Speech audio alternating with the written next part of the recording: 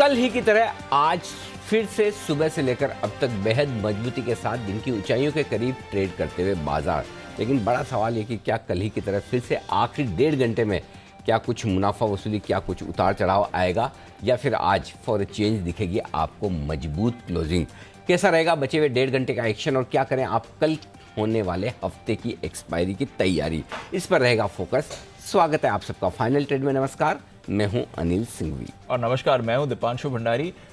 थोड़ा डिप आया, फिर रिकवरी आई और अब जो लेवल्स होल्ड कर रहा है इंटरेस्टिंग है। थोड़े ग्लोबल क्यूज थोड़े सुस्त हैं, तो आइए इन सब पर आपकी राय लेनी सर। उससे पहले बताएं इस समय की बड़ी बातें। बड़ी बातें दीप यही कि बड़े सीमित दायरे में कारोबार होता हुआ दिख रहा है, लेकिन मजबूती के साथ लगातार दूसरे दिन तेजी के साथ बाजार ट्रेड करते हुए दिख रहे हैं। सेंचुरी मारता हुआ निफ्टी 100 अंक ऊपर है, 350 अंक ऊपर सेंसेक्स है और लगभग 250 से 200 अंकों की तेजी आपको नजर आएगी। बैंक निफ्टी में भी लगभग सभी सेक्टर ऐसे हैं जहां पर खरीदारी होती हुई दिख रही है। चौतरफा खरीदारी, ये एक अच्छा संकेत है। आज के सेशन में 2.5% मजबूत है रियल एस्टेट इंडेक्स और यहीं से तेजी बनती हुई दिख रही है। मिड कैप शेयरों में अच्छी तेजी है, 1% के आसपास की मजबूती यहां पर है, दिग्गजों के मुकाबले में कहीं ज़्यादा। और स्मॉल कैप इंडेक्स 2.25% मजबूत है, जो कि कहीं ज़्यादा कहीं बेहतर मजबूत है। और ये सब कुछ तब है जबकि डाउ फ्यूचर्स कल की तेजी के बाद हल्की सुस्ती के संकेत दे रहे हैं। ना बड़ी तेजी ना बड़ी मंदी, बड़ा मिला जुला सा कारोबार सुबह से डाउ फ्यूचर्स में होता हुआ दिख रहा है, 50 अंक नीचे।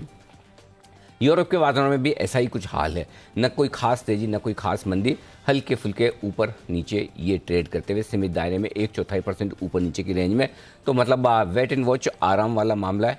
और जब भी ऐसा हो तो हमारे लिए बड़ा आसान है, हम ये कह देते हैं कि छुट्टियों का मूड है। वॉल्यूम्स कम है। हाँ, एब्सोल्युटली। तो बिल्कुल वैसा मूड माहौल है। बिल्कुल सर। वैसे हम अभी लीड इंडिकेटर बन गए। हमारे बाजारों में पहले एक्शन होता है और फिर डाउ का शाम को वो एक्शन दिखाता है। पिछले कुछ दिनों से तो सर ऐसा ही दिख रहा है। तो अच्छा है कि आज मजबूती बनी रह जाए, तो कल के लिए शायद अमेरिकी बाजार में ठीक ही दिखे। बट कैसे समझें एक्शन को? ये जो थोड़ा इंटरडे डिप आया, उसके बाद रिकवरी रही और जैसा आप कह रहे थे सर, उन लेवल्स को होल्ड करा है, तो फिर आखिरी 1.5 घंटे के लिए क्या संकेत? दो चीजें इंपॉर्टेंट है दीप। एक तो ये कि अब तक मोर और लेस कमोवेश बाजार मजबूती है आज, ऐसा कोई खास खराबी नहीं है जी। पहली चीज ये है। दूसरी बात यह कि आज वॉलेटिलिटी कंपैरेटिवली कम है। Yes sir. आप उतना स्विंग्स आते नहीं देख रहे, जैसे कि 50-75 पॉइंट निफ्टी मिनटों मिनटों में ऊपर नीचे जो होता था कल परसों में आपने ये देखा, उस तरह का मामला नहीं है थोड़ा बहुत ऊपर नीचे, धीरे धीरे ऊपर जाता है, धीरे धीरे नीचे आता है। तो ऐसा कोई मतलब इसको बढ़ने और गिरने की जल्दबाजी नहीं है, माफ कीजिएगा, हड़बड़ी नहीं है। तो उस लिहाज से थोड़ी स्टेबिलिटी आती हुई दिख रही है। और कई बार वो कहते हैं बहुत दिनों तक सुस्ती हो तो उसके बाद ऐसा लगता है कि लाइफ में कुछ एक्शन ही नहीं है, चलो कुछ तूफान नहीं करते हैं, फिर बाजार वोलेटाइल होता है। कई बार ऐसा होता है कि जब विक्स आपको 15-15, 20-20% बढ़ता हुआ नजर आए तो फिर लगता है कि एक्सट्रीम वोलेटिलिटी, जबरदस्त उतार चढ़ाव हो रहा है, ये भी ठीक नहीं है, चलो थोड़े दिन देखते हैं। तो जब ये लोग देखने के मूड में आ जाते हैं, जाने दो, इतनी वोलेटिलिटी में कुछ नहीं करना, कोई ट्रेड नहीं करना है, सिर्फ देखना है, तो अपने आप वोलेटिलिटी कम होती हुई नजर आती है। और वही इस वक्त बाजार में होता हुआ दिख रहा है। तो मेरा ये समझना है इस तरह के बाजार को ट्रेड करने का एकमात्र तरीका यह है दीप, इंतजार करें ट्रेडिंग रेंज के एक सिरे का, जहां पहले पहुंचे उसके विपरीत ट्रेड करें। और वो विपरीत ट्रेड ये कि अगर आप ट्रेडिंग रेंज के ऊपरी सिरे पर पहुंच जाएं, जो कि सुबह हम बात कर रहे थे 16,875, 16,925, उस रेंज में प्रॉफिट बुकिंग बनती है। नीचे की तरफ अगर 16,800 के आसपास इसके नीचे आएंगे तो वहाँ पर आपके लिए खरीदारी का मौका बनेगा। तो जिस तरफ पहले आ जाए उस तरफ थोड़ा कॉन्ट्रा कॉल लेने की कोशिश करें। अगर वो ना कर पाएँ तो फिर एक तरीका दूसरा जो बनता है वो ये है कि आप बाय ऑन डिप्स की रणनीति रखें। तो क्योंकि कल और आज के टेक्सचर में एक थोड़ा सा फर्क ये हुआ है, ग्लोबल स्टेबल है, एफआईएस की बिकवाली का प्रेशर कम हुआ है, हल्की फुल्की शॉर्ट कवरिंग हुई है, बाजार लोअर लेवल्स को होल्ड करने की कोशिश कर रहे हैं, वोलेटिलिटी कम हो रही है। ऐसे में आप एक डिसिप्लिन के साथ छोटी पोजीशन के लिए, हल्की पोजीशन के लिए गिरावट में खरीदारी का एक मौका ढूंढ सकते हैं, छोटे मुनाफे के लिए। छोटे मुनाफे कितनी टर्म्स एंड कंडीशन बहुत सारी है ना, याद नहीं रहेगा। हाँ, ऐसा जो ऑनलाइन शॉपिंग करते हो तो वो उसमें जो लगा रहता है जो आप कभी जिंदगी में पढ़ नहीं पाते हैं, कम से कम मैं तो पढ़ के सुना तो रहा हूँ आपको अच्छे से बोल के कि ये सारी टर्म्स कंडीशन है। इसका मतलब यही है कि अगर आप स्किल ट्रेडर्स हैं, स्किल ट्रेडर हैं, ट्रेडिंग स्क्रीन या टीवी स्क्रीन के सामने रहते हैं, डिसिप्लिन के तौर पर आपको स्टॉप लॉस और टारगेट के साथ काउंटर ट्रेड करना आता है, तो ये आपके लिए मार्केट है। अदरवाइज अभी भी वेट एंड वॉच वाला देखने वाला मार्केट है। देखने वाला मार्केट है। ठीक है सर, तो थोड़ा वेट एंड वॉच है, बट अच्छी बात है कि लगातार दूसरे दिन एटलीस्ट मूड माहौल आप सुधरा हुआ देख रहे हैं और आज वॉलेटिलिटी भी रिलेटिवली कम है। आइए फिर जान लेते हैं कौन से खबरों वाले शेयर्स पर आपको रखनी है नजर, और साथ ही आने वाले दिनों के लिए कुछ इंपॉर्टेंट इवेंट्स भी।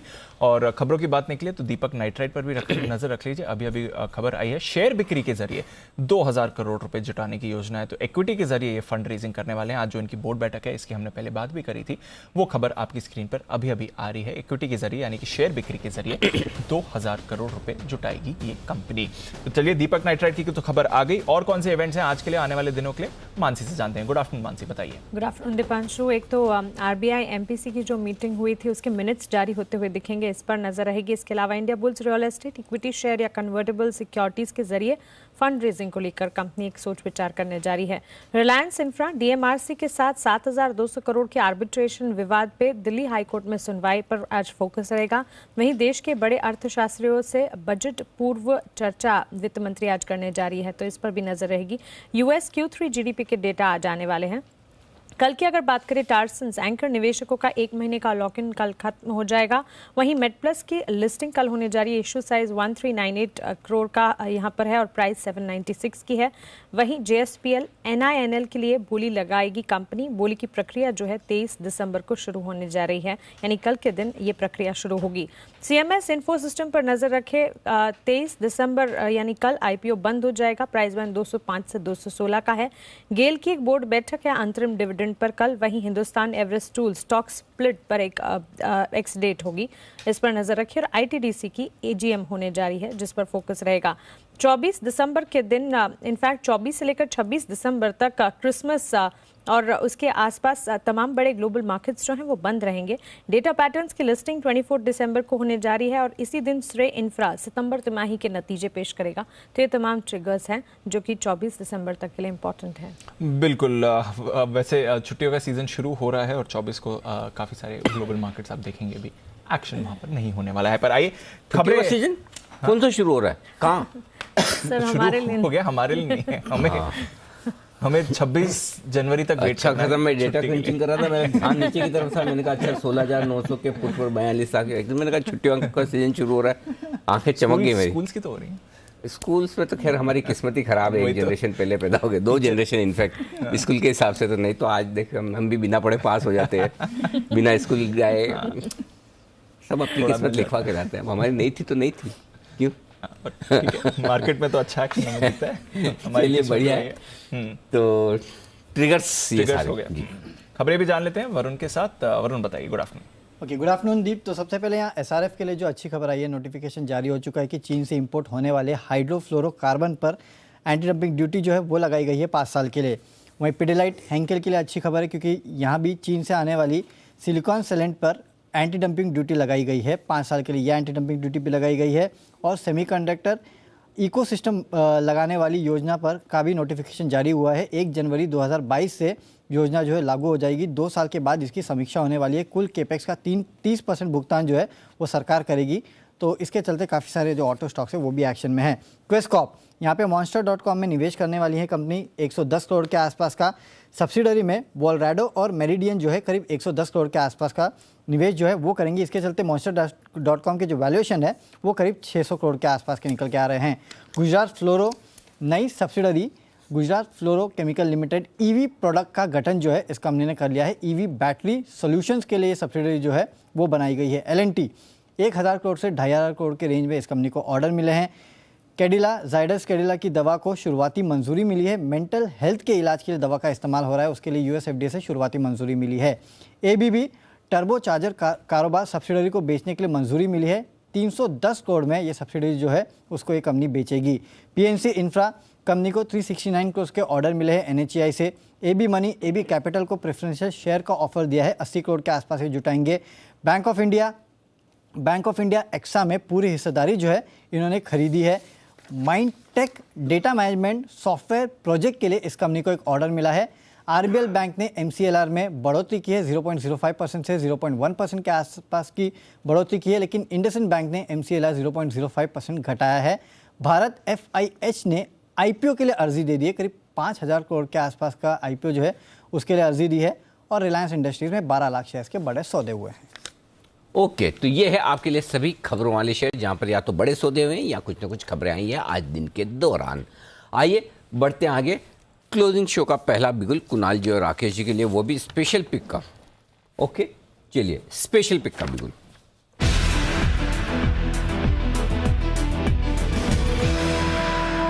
बंसल जी, शो की शुरुआत में स्पेशल पिक देने के लिए आप तैयार हैं? जरूर कुछ ना कुछ स्पेशल होना चाहिए इस पिक में।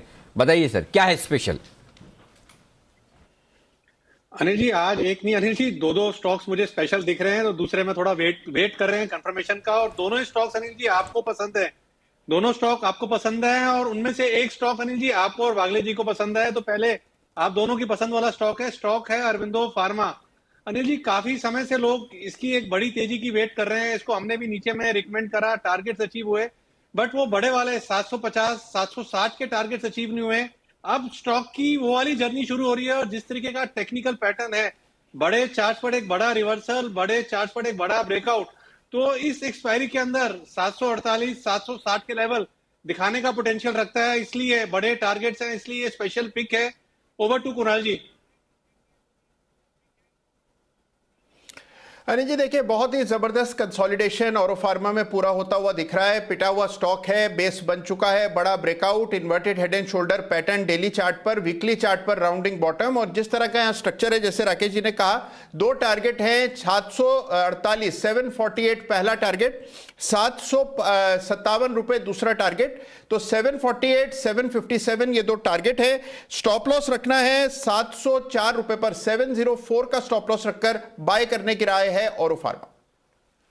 ओके, तो औरोबिंदो फार्मा है वो स्टॉक जहां पर आपके लिए ये है खरीदारी करने का मौका। वागले साहब का पसंदीदा शेयर, मेरा तो एक वंस अपॉन अ टाइम होता था, लेकिन हाँ अब फिर से वो लोगों को उम्मीदें जग रही, जिसका अनाउंसमेंट कंपनी ने पहले किया था कि इंजेक्टेबल कारोबार को अलग करेंगे, तो कब होता है वही देखने वाली बात है। उसका काफ़ी लोग इंतज़ार कर रहे हैं। तो 748 757 ये टारगेट आ सकते हैं, बशर्ते कि कुछ न कुछ बड़ा डेवलपमेंट हो जाए। बाकी और कोई बड़ा डेवलपमेंट हो रहा है नहीं हो रहा है, लेकिन एक जगह हो रहा है और होने वाला है, और वो होगा बेहद तगड़ा। जी हाँ, वो होगा इसी महीने के अंत में, यानी कि इस महीने के आखिरी हफ्ते में, यूँ समझ लें अगले हफ्ते में। महीने का आखिरी हफ्ता आपको बहुत सोचना पड़ता है, तो अगले हफ्ते में ही सेबी की एक बड़ी और अहम बोर्ड बैठक होने जा रही है। बड़ी इसलिए कह रहा हूँ, अहम इसलिए कह रहा हूँ। बड़ी इसलिए कि बहुत सारे एजेंडा है, और अहम इसलिए कि जो एजेंडा में सारे पॉइंट्स हैं वो एक एक बहुत ही इंटरेस्टिंग और बहुत ही काम के हैं। तो पूरी और एक्सक्लूसिव जानकारी हमारे साथ लेकर जुड़ रहे हैं ब्रजेश कुमार। ब्रजेश, बताइए, सेबी की इस बोर्ड बैठक में कुछ वाकई में बड़ा काम होने वाला है? काफ़ी कुछ। और सबसे पहले डेट को लेकर मैं स्पेकुलेशन खत्म कर दूं, 28 तारीख को। 28 तारीख आ गई? अरे वाह, क्या बात है। 28 दिसंबर को ये मीटिंग होने जा रही है, और इसमें ऐसी कई सारी चीज़ें हैं जिसको लेकर के हमने भी काफ़ी सवाल उठाया था और चर्चा हुई थी। उसके बाद उसमें से कई चीज़ें इस बोर्ड के एजेंडे में जा रही हैं। तो सबसे पहले जो हमने उठाया था कि आईपीओ का प्राइस बैंड, जिसका मखौल उड़ाया जा रहा है, मखौल उड़ाया जा रहा था। अच्छा, लेकिन ओके, थोड़ा सा ठीक हुआ, इसलिए मैं था कह रहा ठीक हुआ है, हूँ, थोड़ा ठीक हुआ, अभी पूरा नहीं। तो उसमें हमने ये जुलाई में इस मामले को काफ़ी उठाया था, क्योंकि 1-2 रुपए के प्राइस बैंड में अंतर रह रहे थे, जो बहुत ही मजाक बना दे रहे थे जो बुक बिल्डिंग की प्रोसेस है उसको। तो अब सेबी ये ला सकता है कि जो आईपीओ का जो निचला जो फ्लोर प्राइस है और जो हायर प्राइस है, उसमें हायर बैंड है, उसमें कम से कम 5% का अंतर जो है रखा जाए। इसके अलावा ये भी चर्चा हो रही कि आखिर जो फिक्स प्राइस वाले इशू हैं वो क्यों नहीं ला रहे हैं, मार्केट में आ पा रहे हैं, तो इसको लेकर क्या करने की ज़रूरत है, ये भी एक बात होगी। इसके अलावा जो एचएनआई की कैटेगरी है, एचएनआई की कैटेगरी में भी 2 हिस्सों में तोड़ने की कोशिश की जा रही है, क्योंकि कई बार ऐसा देखा जाता है कि जिनके पास बहुत ज़्यादा पैसे हैं, जो बहुत ज़्यादा लगा दे रहे हैं पैसे, उन्हें तो मिल जा रहा है, लेकिन छोटे वाले जो एचएनआई हैं उनको नहीं मिल पा रहा था। तो इसमें इस बात पर भी चर्चा हो सकती है कि क्या छोटे और बड़ों के लिए एक सेपरेट कोटा कर दिया जाए विद इन जो एचएनआई कैटेगरी है, एनआईआई कैटेगरी जिसको कहते हैं, उसके अंदर क्या 2 तरह का कोटा कर दिया जाए कि एक में 2 से 10 लाख वालों के लिए रिजर्वेशन कर दिया जाए जो 33% रिजर्व हो, और जो बाकी बचा है 10 लाख से ऊपर वालों का, वो बड़े वाले जो निवेशक हैं उनके लिए रिजर्व कर दिया जाए। अभी की जो व्यवस्था है वो प्रोपोर्शनल अलॉटमेंट होता है। तो एक तो ये बात हुई। दूसरी ये बात हुई जो जी बिजनेस ने उठाया था, हमारे सहयोगी तरुण शर्मा ने एक्सक्लूसिव स्टोरी की थी कि जो न्यू एज कंपनियां आ रही हैं उनमें ये देखा जा रहा है कि जो OFS के जरिए बहुत बड़ा हिस्सा जो है लिस्टिंग के दिन ही ऑफलोड कर दिया जाता है। तो बड़ी सारी बिल्डअप होती हैं उम्मीदें और लगता है कि बहुत कुछ अच्छा होगा और उसके बाद बड़े निवेशक निकल जाते हैं। तो ये इस बात पर भी चर्चा की जा सकती है कि जो बड़े निवेशक हैं यानी जिनकी होल्डिंग 20% से ज़्यादा है कंपनी में, वो सिर्फ IPO की जो अर्जी है सेबी को फाइल होने के पहले का सिर्फ 50% हिस्सा ही बेच पाएँ, पूरा का पूरा बेचकर नहीं निकल पाएँ, ताकि अनिश्चितता जो है वो थोड़ी सी कम की जा सके, उसको रोका जा सके। इसके अलावा जो एंकर बाकी जो बचा हिस्सा है वो बेचने के लिए फिर उनको 6 माह और दिए जाएं, यानी कि लिस्टिंग के दिन ही पूरा बेचकर ना निकल पाएं और जो शेयर में बहुत ज़्यादा वोलेटिलिटी का डर रहता है उसको कम कर सकें।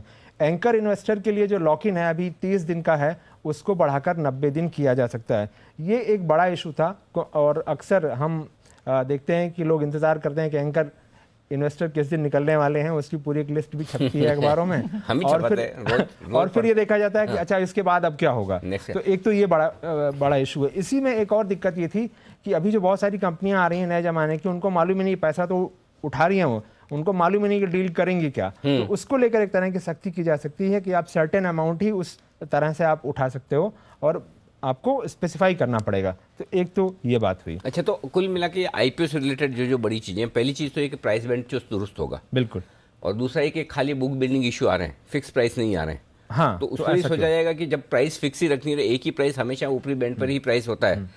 उदाहरण के तौर पर अभी कौन सा आया था, स्टार हेल्थ, भरा नहीं, फिर भी देना ऊपर के प्राइस बैंड पे ही। राइट। तो फिर प्राइस बैंड का मतलब क्या है भाई? बिल्कुल, जब आपका इशू ही नहीं भरा तब तो कम से कम समझना चाहिए कि लोअर प्राइस बैंड पे दें, है कि नहीं? तो एक चीज है कि क्यों फिक्स प्राइस IPO नहीं आ रहे हैं, उस पर से भी बात करेंगे। तो दूसरा रहा आपका एंकर इन्वेस्टर्स, जो अभी 30 दिन के भीतर बेच देते हैं, तो वो 30 का 90 दिन हो सकता है। वो सभी कंपनियों के लिए होगा या न्यू एज, खाली न्यू एज कंपनियों के लिए? नहीं, वो न्यू एज के लिए तो इसलिए कि कॉन्टेक्स्ट वो है। हाँ, ये सब होगा सबके लिए। अच्छा, एक और आप जो कह रहे हैं कि जो लिस्टिंग के दिन शेयर्स बेच के निकल जाते हैं बड़े फंड, उसका क्या नियम आ सकता है? उसका नियम ये आ सकता है कि IPO की अर्जी फाइल जब हुई सेबी के पास, उस वक्त आपकी होल्डिंग कितनी थी, लेकिन ये उनके लिए है जिनकी होल्डिंग 20% या उस अधिक है। हाँ, बड़े वाले ज्यादा। अच्छा, हाँ, तो बेसिकली बड़े जो प्राइवेट इक्विटी फंड हैं या जो उन्होंने शुरुआत में पैसे लगाए हैं, तो वो सिर्फ 50% ही बेच पाएंगे, अपनी हिस्सेदारी का पूरी तरह से एग्जिट नहीं कर पाएंगे। ओके, तो एक ये बात हुई।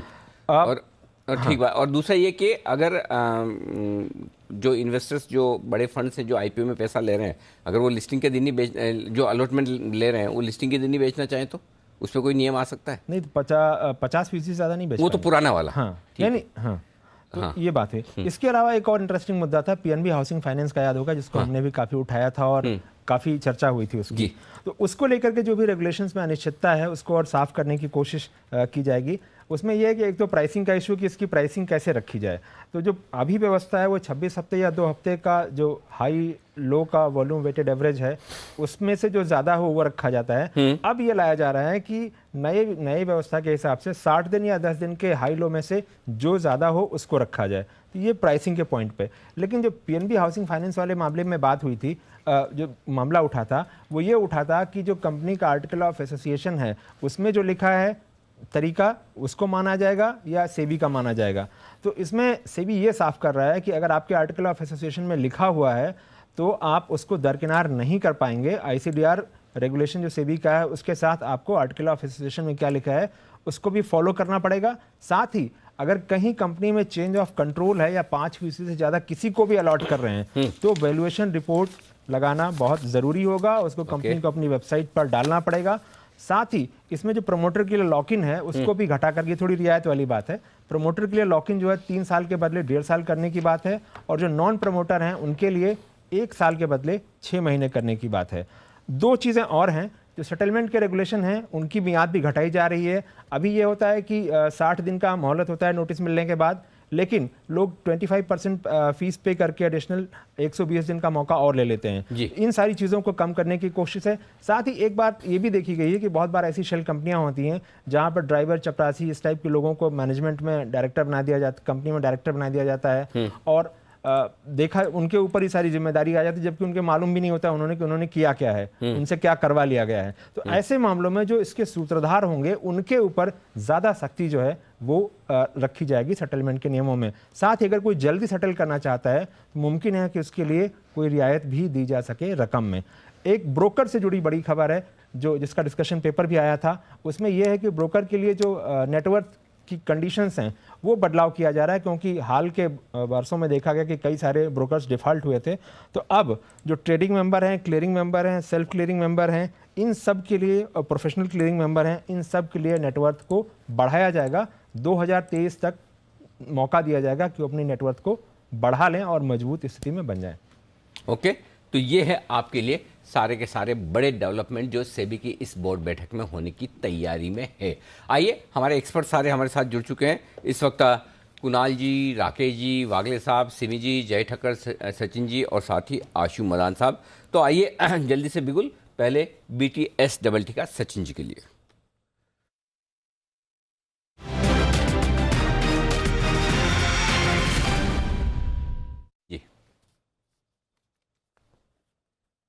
Good afternoon Deepanshu. अनिल जी, यहाँ पर एक बिगुल में 2 कॉल्स देना चाहूँगा, बिकॉज मुझे लग रहा है काफ़ी बड़ी कतार लगने वाली है जिस तरीके से मार्केट प्लेस्ड है। तो फिलहाल तो पहला लॉन्ग कॉल होगा गोदरेज कंज्यूमर प्रोडक्ट्स। इस पर्टिकुलर फ्यूचर्स में एक काफ़ी क्लासिक वी पैटर्न ब्रेकआउट यहाँ पर एस्टैब्लिश हुआ है 955 के आसपास। जो एक फर्म रेजिस्टेंस था, वो रेजिस्टेंस काफ़ी कॉन्फिडेंटली स्टॉक ने ब्रेक कर दिया है। तो लगभग मुझे लग रहा है आज का मोमेंटम 988 तक एक्सटेंड हो सकता है।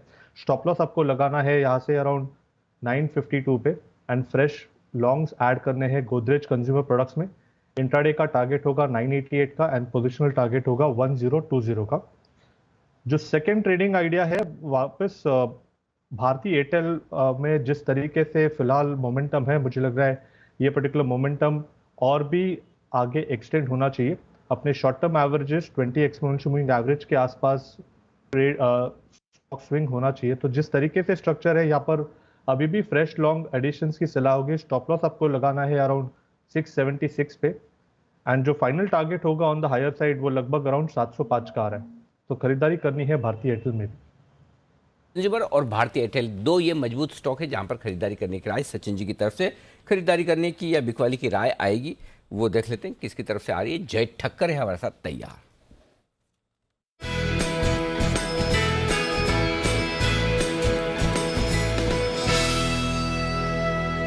बताएं Jai. Very good afternoon to you Anil ji, good afternoon to you Deepanshu. Anil ji, pharma में बहुत ही क्लियर एक मोमेंटम बिल्डअप होते हुए देखने को मिल रहा है। मैं सहमत हूँ राकेश जी और कुणाल जी से। इनफैक्ट अगर उन्होंने नहीं दिया होता तो मैं औरोबिंदो फार्मा दे देता। हमने हमारे क्लाइंट्स को भी रेकमेंड किया हुआ है ऑप्शन स्ट्रैटेजी वहां पे। औरोबिंदो फार्मा तो 760 तक जा ही सकता है अनिल जी, एक अच्छा मूव देखने मिलेगा। बट दूसरा एक फार्मा स्टॉक है बायोकॉन, जो मुझे पसंद है। 360 के स्ट्राइक का कॉल ऑप्शन खरीदना है। यहाँ पे 8 रुपए 10 पैसे पे मिल रहा है जी है। यहाँ पे आपका स्टॉप लॉस होगा 4 रुपए का। 4 का स्टॉप लॉस 8.10 पे खरीदे। 14.70 एंड 18 ये दो टारगेट्स के लिए खरीदना है अनिल जी। मुझे ऐसा लग रहा है कि 376 380 तक के भी लेवल्स बायोकॉन स्पॉट में दिखा सकता है। एंड जो हिसाब से फार्मा में रिवर्सल है, काफी सारे स्टॉक्स अनिल जी निकल कर आ रहे हैं। औरोबिंदो तो अच्छा ही, नेक्स्ट सेकंड जो बेस्ट निकल कर आ रहा है वो बायोकॉन है। तो बायोकॉन में यहाँ पर खरीदारी करने की राय, आप खरीदिए 360 का at the money call option. ये राय है जय की तरफ से आती हुई इस वक्त आपके लिए। सारे फार्मा शेयर मजबूती से बढ़ रहे हैं। औरोबिंदो फार्मा की अभी हमने बात की ही, यहाँ पर अच्छी तेजी होती दिख रही है। आइए आशु जी से भी एक बार पूछ लें उनकी तरफ से बाजार का आउटलुक और साथ ही अगर कोई स्प्रेड है तो आशु सर बताएं। अनिल जी, आउटलुक भी है, अपडेट भी है, फ्रेश कॉल्स भी हैं। पहले सबसे पहले अनिल जी, आपने ये पूरा रीजन इन्वेस्टिगेशन किया कि इतने बड़े फॉल का रीजन क्या था? अनिल जी, वो रीजन था बिल्कुल दीपांशु, क्योंकि आपकी एब्सेंस में हमसे दीपांशु से बात हुई कि ये हर बार 17,000 ब्रीच होता है और अनिल जी आपको अकेले छोड़ जाते हैं। तो दीपांशु ने मुझे मैसेज करके कहा था कि मैं अकेला छोड़ के जाऊंगा आपको कि जब 16,500 आप होंगे, जब 17,000 छोड़ के जाते हैं। तो अनिल जी, वो दीपांशु वो रीजन है जिसकी वजह से इतना बड़ा फॉल देखा गया 16,500 का। इसके बाद इनकी छुट्टी, आपको बता दूंगा, इन्हें छुट्टी ना दी जाए और छुट्टी जब भी छुट्टी मांगे कैंसिल कर दी जाए। नहीं अनिल जी, आप छुट्टी ना ले। आपने 2 छुट्टी ली, 17,000 को अकेला छोड़ा उसको, तो उसने ऐसा किया, नहीं तो वो नहीं करता। एक काम करें, आइडिया तो ठीक है आशु जी का। आशु जी का भी शो सुबह और शाम दोनों दिन फिक्स कर दिया जाए, है ना? पांचों दिन वो भी। जी कुणाल जी कुछ सजेशन दे रहे। जी कुणाल जी।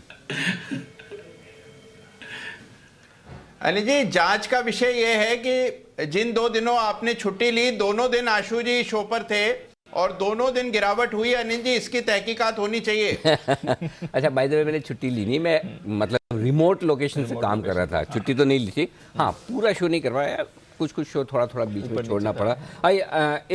आशुतोष, मैं एक बार फिर से आपके पास आ रहा हूँ, 1 मिनट जरा, एक बार जल्दी से वागले साहब का कॉल ले लिया जाए, क्योंकि उनका कॉल भागने की तैयारी में। तो वागले साहब जल्दी से बता दे पहले आप अपना कॉल, और उसके बाद मैं आशुतोष के पास जाता हूँ। बताएं sir. Anil ji, afternoon. Deepanshu, good afternoon. Divi's lab में मुझे बाय करना है 4512। हमने लगभग एक 3-4 रुपए नीचे हमारे क्लाइंट्स को दिया है, और यहाँ से मुझे कम 50 रुपए की मुंह दिखती है। 4570 75 50-60 रुपए की मुंह दिखती है। तो मेरा टारगेट वो होगा, आज और कल का टाइम फ्रेम होगा। और आपको स्टॉप लॉस रखना है 4485। तो 4485 के स्टॉप लॉस के साथ डीवीज खरीदारी की जाए। जी आशुतोष, माफ कीजिएगा, आपको बीच में रोका मैंने, बताएं सर अब। नहीं, कोई नहीं अनिल जी। अनिल जी, सो तो मार्केट का व्यू सबसे पहले, फिर उसके बाद मैं अपनी कॉल्स और अपडेट देता हूं। अनिल जी, मार्केट का व्यू ये है कि जो जिस फॉल के बाद सेमलेंस आई है और बहुत अच्छी आई है, हमेशा वही होता है कि शॉर्ट कवरिंग आती है। लेवल नीचे से हुआ, पिछली बार 16900 से पलटा था, उसके बाद इस बार 16400 450 के से पलटा। तो अनिल जी, अब फिर 16900 17000 एक ऐसा लेवल आ गया है जो एक बहुत बड़ा रेजिस्टेंस लेवल है। लेकिन क्या ये टूट सकता है? तो अनिल जी, चांसेस हैं इसके टूटने के, और अगर ये क्रॉस हुआ, टूटने का मतलब क्रॉस हुआ, तो हम 17300 तक जा सकते हैं। लेकिन अनिल जी, उसके लिए 16950 17000 ये बैंड टूटना बहुत जरूरी है। इसी से चलते अनिल जी एक अपडेट दे दूं, हमने जो स्प्रेड बनाया था 16500 16700 1:2, वो सेफ था 16900 तक। हम 16900 पे ही खड़े हैं। कल भी एक टाइम के लिए अनिल जी ऊपर 16940-50 तक गया, वहां से रिट्रेस हुआ। आज भी ऊपर 16925-50 बना, उससे रिट्रेस हुआ। तो अभी भी अनिल जी ये हर्डल दिखा रहा है। हर्डल दिखती भी है, कटती भी है, क्रॉस भी होती है। तो अनिल जी, अगर आधा घंटा मार्केट 16900 से ऊपर खड़ा हो जाए और कन्विंसिंगली ऊपर चला जाए, तो वो स्प्रेड काट लेना चाहिए। जो भी 25-30 पॉइंट का भी लॉस है उसको बुक कर लेना चाहिए, पहली चीज। दूसरी चीज अनिल जी, परसों हमने बोला था कि जो स्टॉक रिस्क मैनेजमेंट कर लिए हैं, लेकिन जो अच्छे लगते हैं वो है L&T और ICICI bank in particular. Third was Reliance. तो अनिल जी, मैं दोनों का अपडेट दे रहा हूं कि पुराना तो लगता था, अभी भी अनिल जी जो एक इंटरेस्टिंग पॉइंट स्टडी का है कि अनिल जी, ये जो गैप बना था उस दिन 17200 से सीधा 16900 खुला मार्केट, उस पे अनिल जी जो 17200 के भाव पे जो कुछ स्टॉक्स थे, और आज के भाव पे जो 16900 पे जो स्टॉक्स 17200 के भाव को क्रॉस करने हुए दिख रहे हैं या वहां पे खड़े हो गए हैं, उनमें अनिल जी ये 2 नोटेबल स्टॉक्स है, L&T और ICICI bank. ICICI bank Anil ji उस दिन 728-29 बंद हुआ था, 27-28, और गैप डाउन नीचे खुला और काफी नीचे 703 भी बना के आज अनिल जी 728-29 पे वहीं वापस आ गया है, जो कि 17200 पे था। तो ये बहुत अच्छी स्ट्रेंथ दिखा रहा है ICICI बैंक। तो अनिल जी, मैंने उस दिन भी कहा था लॉन्ग है, आज भी बोलता हूं लॉन्ग है, इसको ICICI बैंक को लॉन्ग रखना चाहिए। और दूसरा स्टॉक अनिल जी जो L&T है, ये L&T तो अनिल जी डिलीवरी का स्टॉक है, गिरा भी कम, रिवर्सल भी शार्प, और इसको भी लॉन्ग रखना चाहिए। तो 2 स्टॉक उस दिन भी बोले थे, आज भी बोल रहा हूं। और अगर ये क्रॉस करना है मार्केट, तो अनिल जी दोनों लीडर रहेंगे, और तीसरा रिलायंस बनेगा। ये अनिल जी अपडेट भी है और एक फ्रेश कॉल भी है। इसके साथ अनिल जी एक और फ्रेश कॉल है, जो नया स्टॉक है वो है cell steel authority. Anil ji, मुझे लगता है इसी हफ्ते के लिए सेल की 100 रुपए की कॉल लेनी चाहिए, जो कि इन द मनी कॉल है। सेल का फ्यूचर चल रहा है 112 12.5 13 के करीब। तो वो कॉल मिलेगी आपको 4-4.25 रुपए में, और 117.50 की एक कॉल बेचनी है जो बिकेगी 1 रुपए में। तो यानी कि स्प्रेड बनेगा 3 रुपए में। सेल की एक कॉल लेनी है 110 की, एक कॉल बेचनी है 117.50 की। 4750 शेयर का लॉट है, लॉट साइज बहुत अच्छा है। 3 रुपए कॉस्ट आएगी। 3 रुपए का कॉस्ट का मतलब अनिल जी 113 रुपए का आपका सेल लॉन्ग हो गया। मुझे लगता है अनिल जी सेल ने भी काफी रेजिलियंस दिखाई है, और अगर ग्लोबल मार्केट चलते हैं तो जो ट्रैक्शन मेटल्स में आता है सबसे पहले वहां आता है। तो सेल ने अनिल जी जब 120 से नीचे गया था, तब भी हमने पकड़ा के 2 डिजिट में जाने की तैयारी है, और वहां से बाउंस बैक भी किया। मुझे लगता है कि सेल ने जो गिरावट थी वो पूरी कर ली, और अब ये कहीं ना कहीं ऊपर चलने को तैयार है। तो अनिल जी बेस्ट तरीका है सिर्फ 3 रुपए लगा के, क्योंकि अनिल जी मार्केट में वॉलिटिलिटी रहेगी। ऊपर का घर अनिल जी अभी भी 17300 है, नीचे के चांसेस भी बने हुए हैं। अनिल जी, मुझे पता है कि मैं 18000 नहीं मानता, नहीं बोलूंगा तो आप मेरे मुंह में घी शक्कर तो नहीं बोलोगे, लेकिन राकेश जी वाला कड़वा ही बोल दिया करो कभी कभी।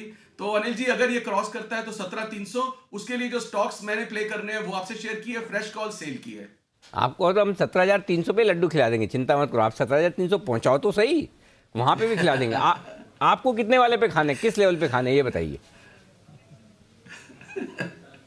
नहीं अनिल जी, मैंने तो राकेश जी के साथ पार्टी करनी है सर। मुझे 18,000 क्लब में नहीं जाना, अभी भी नहीं जाना अनिल जी। चलिए बढ़िया है। तो ये है आशीष सर की तरफ से खरीदारी की राय, ढेर सारे स्टॉक्स में आती हुई दिख रही है। एल&टी, ICICI, रिलायंस, सेल, ये 4 स्टॉक है जहां पर आपको रहना है बुलिश और पॉजिटिव। ये है आपके लिए राय इस वक्त आती हुई दिख रही है।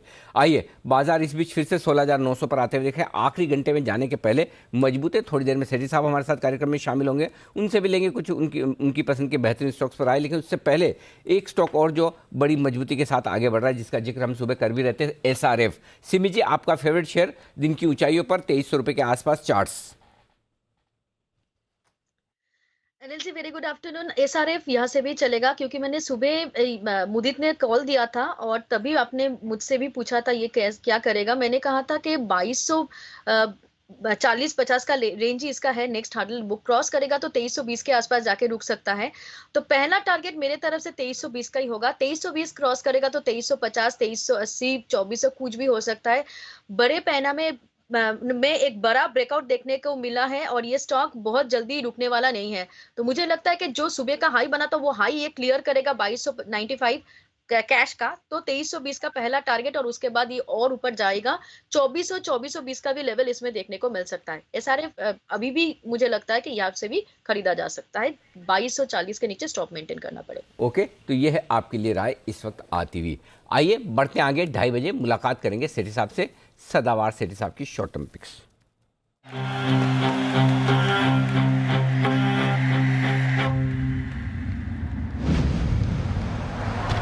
कभी कभी खुशी के लिए एक उदाहरण ही काफी है। EBIX कैश हर खुशी के लिए काफी है।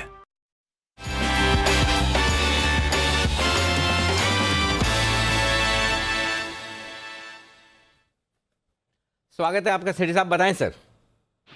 Good afternoon Anil ji, good afternoon Deepanshu. Anil जी, आज भी खरीदारी करनी है बाजार में मूड माहौल भी अच्छा है। और अनिल जी, 2 कैश मार्केट के स्टॉक का ही है और आज एक F&O का स्टॉक भी रहेगा। लेकिन F&O का स्टॉक दें उससे पहले पिछले 2 दिन के 2 स्टॉक कमाल करते दिख रहे हैं सेठी साहब के। एक तो भारतीय एयरटेल और दूसरा ग्लेनमार्क। सेठी साहब, इसलिए ना आप है ना नोटा का इस्तेमाल किया मत करो। मैं आप पे जो दबाव बनाकर आपको बार बार फोन पे ले आता हूँ और मैं कहता हूँ डरो मत, घबराओ मत, आप पीस दे दो। देखो नहीं देते तो आपके टारगेट हिट होते ग्लेनमार्क में, भारतीय में।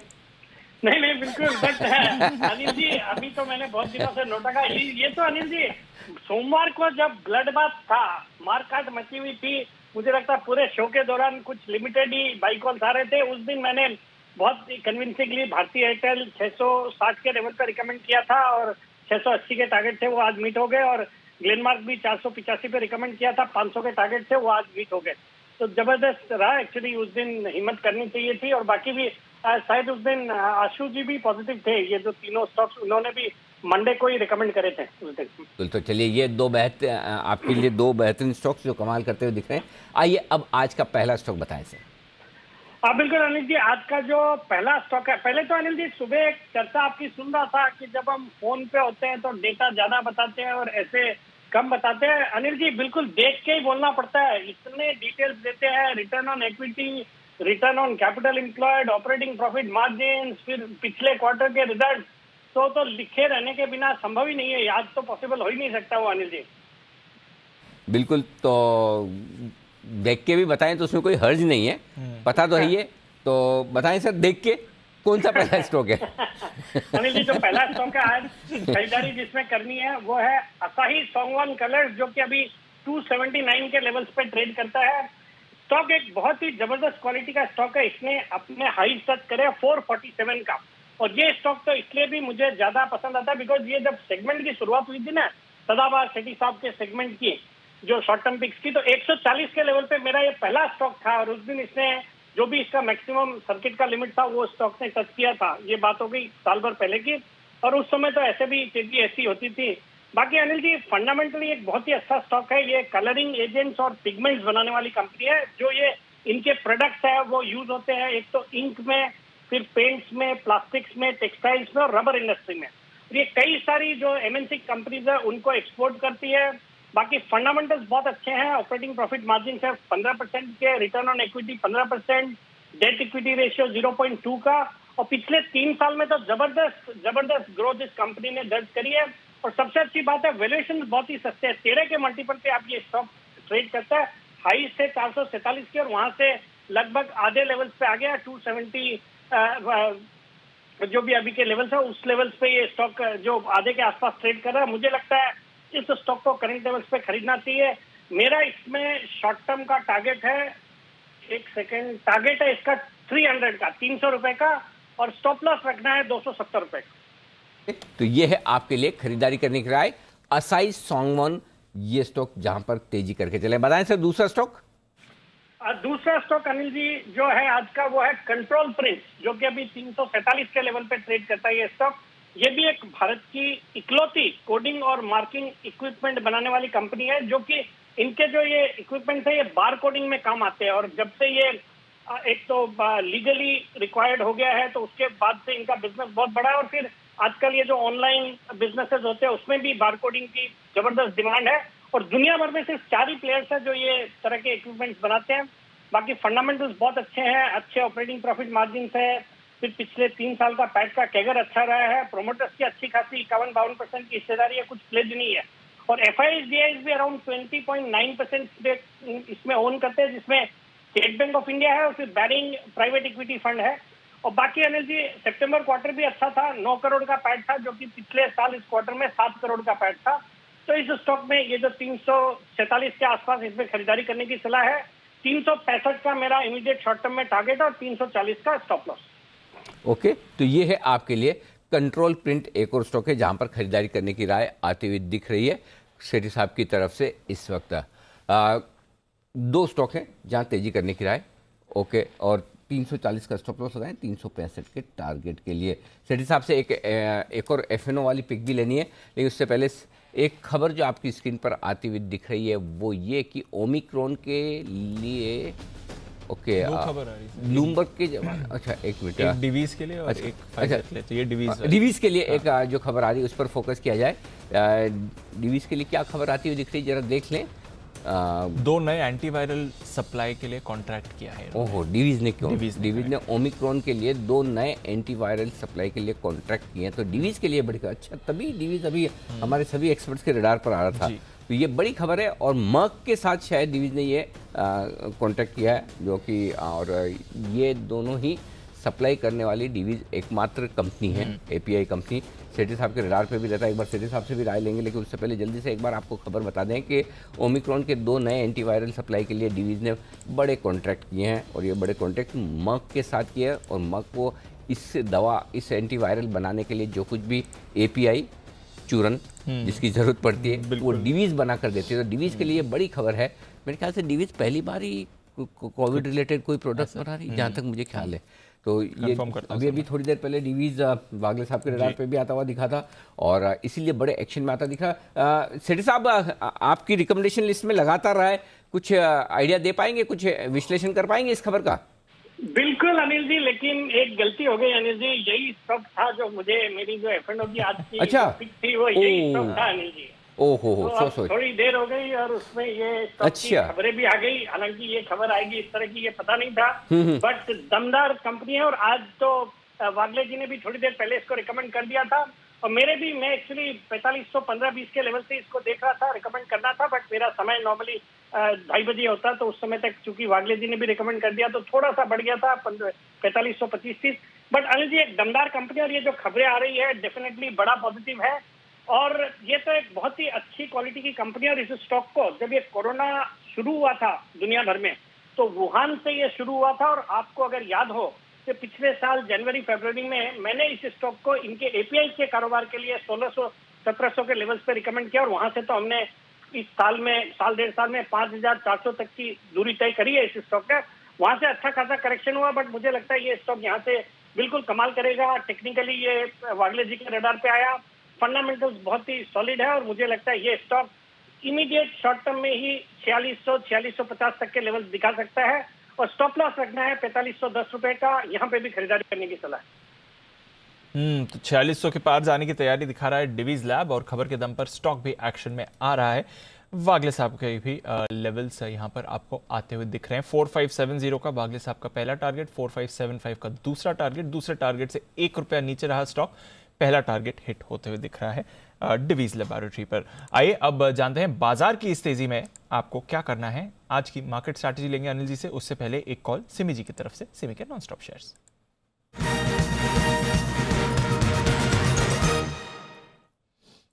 बताएं सिमी जी। दीपांशु, फोकस फार्मा में ही रखना पड़ेगा। पहले मैं भी डिवीज लैब को ही देख रही थी, वागले जी ने दे दिया इसलिए मैंने मतलब रिफ्यूज किया देने के लिए, क्योंकि मुझे लगा था एक ही रिपीटेटिव हो जाएगा एक ही स्टॉक।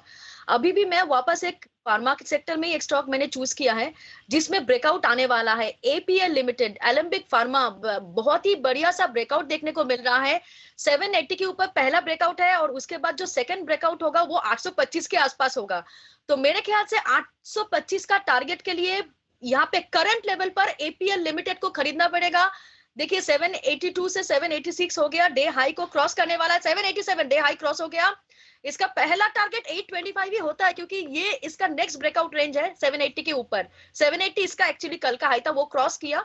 तो 825 का मिनिमम टारगेट के लिए एपीएल लिमिटेड को खरीदना पड़ेगा। 791 का भी हाई बन गया है। एक्चुअली डीबीज में मोमेंटम आ गया न्यूज के बाद और उसके बाद सारे फार्मा चल गया था और एपीएल में भी एक रेंज ब्रेकआउट आ रहा था तो उसके बाद ये भी चल गया है। तो मेरे ख्याल से APL limited heavy weight buying यहाँ पे भी एडविजिबल है क्योंकि मेरा पहला टारगेट 825 का है, दूसरा टारगेट तो मैंने बताया ही नहीं। 825 जिस दिन अचीव करेगा उस दिन मेरे से पूछ लेना मेरा दूसरा टारगेट क्या था। जिस तरह से चल रहा है लग रहा है आज ही दूसरा टारगेट भी लेना पड़ेगा सिमी जी से। हमको याद नहीं रहेगा तो सिमी जी किसी को लगा दें काम पे, किसको बताएं बोले पैनल में किसको लगा दीजिए? अनिल जी दीपांशु को लगा दीजिए। अरे दीपांशु बहुत बिजी है भाई, मेरे से ज्यादा बिजी दीपांशु है। मैं तो फिर भी है ना बीच बीच में कुछ दूसरे काम के लिए छुट्टी ले लेता हूँ, इधर उधर रहता हूँ। दीप तो ज्यादा बिजी है। कोई पैनल में बताइए ना किसको, आपको कौन फ्री नजर आता है एकदम पैनल में? ये 5-6 लोग जो बैठे हैं उनमें से एकदम फ्री कौन दिखता है? हाँ 2 बजे से अनिल जी एक स्टॉक चूज कर रही हूँ और कोई ना कोई एनालिस्ट हाँ, ले तो मैं रहा है। इसीलिए बोल रहा हूँ। सबसे पहले मैंने गोदरेज कंज्यूमर को चूज किया था। अरे वो तो ठीक और है। मैंने सोचा कि गोदरेज कंज्यूमर दूंगी तो अभी राकेश जी कहेगा ये तो मेरा स्टॉक था क्योंकि 2 दिन पहले उन्होंने दे के गया है। हाँ। अब मैंने जब सोचा ही था तब सचिन जी ने बिगुल बजा के वो मेरे पहले दे दिया और मुझे कहा कि मैंने सोचा ठीक है रिपीट नहीं करेंगे कोई भी स्टॉक, ठीक है, क्योंकि सारे एनालिस्ट दे रहे हैं। वो तो हो गया रिपीट इतना बोलने के बाद। डीबीज में मैंने एकदम नीचे 45-10 के आसपास था तब स्पॉट में, तब मैंने चूज किया था। जस्ट सेम टाइम उनका भी रडार में आया होगा, वागले जी ने दे दिया था। अब मैंने थर्ड कॉल लिया है, लकीली ये चल गया। ये है लक मेरा, नहीं तो ये नहीं चलता तो मेरा तो हैरान हो जाती मैं। बहुत टाइम खराब हो रहा था, 2 बजे से मैं बैठी हूँ, एक भी कॉल जनरेट नहीं कर पाया। ओके कोई बात नहीं, चिंता न करें। ऐसा बहुत सारे एक्सपर्ट बहुत बार करते हैं, चिंता न करें। आपके पास पहली और आखिरी बार नहीं हुआ, मतलब आगे भी ऐसा कई बार होगा, आप निश्चिंत रहे। और बाकी जो कॉल पे किसी पे ध्यान रखना है वो आपको जो अच्छा लगे, सुमित जी, कुणाल जी, राकेश जी, जय, वागले साहब को मत बोला, सीनियर है, और आशीष सर से तो हम सब डरते हैं, सचिन जी, बाकी किसी को भी आपको जिनको बोलना उनको जरूर बोल दें, ये ठीक रहेगा। Absolutely, sir. Sumit ji I think best चलिए आइए स्ट्रैटेजी सर। बिल्कुल तैयार है। बिल्कुल स्ट्रैटेजी का सर क्लियर।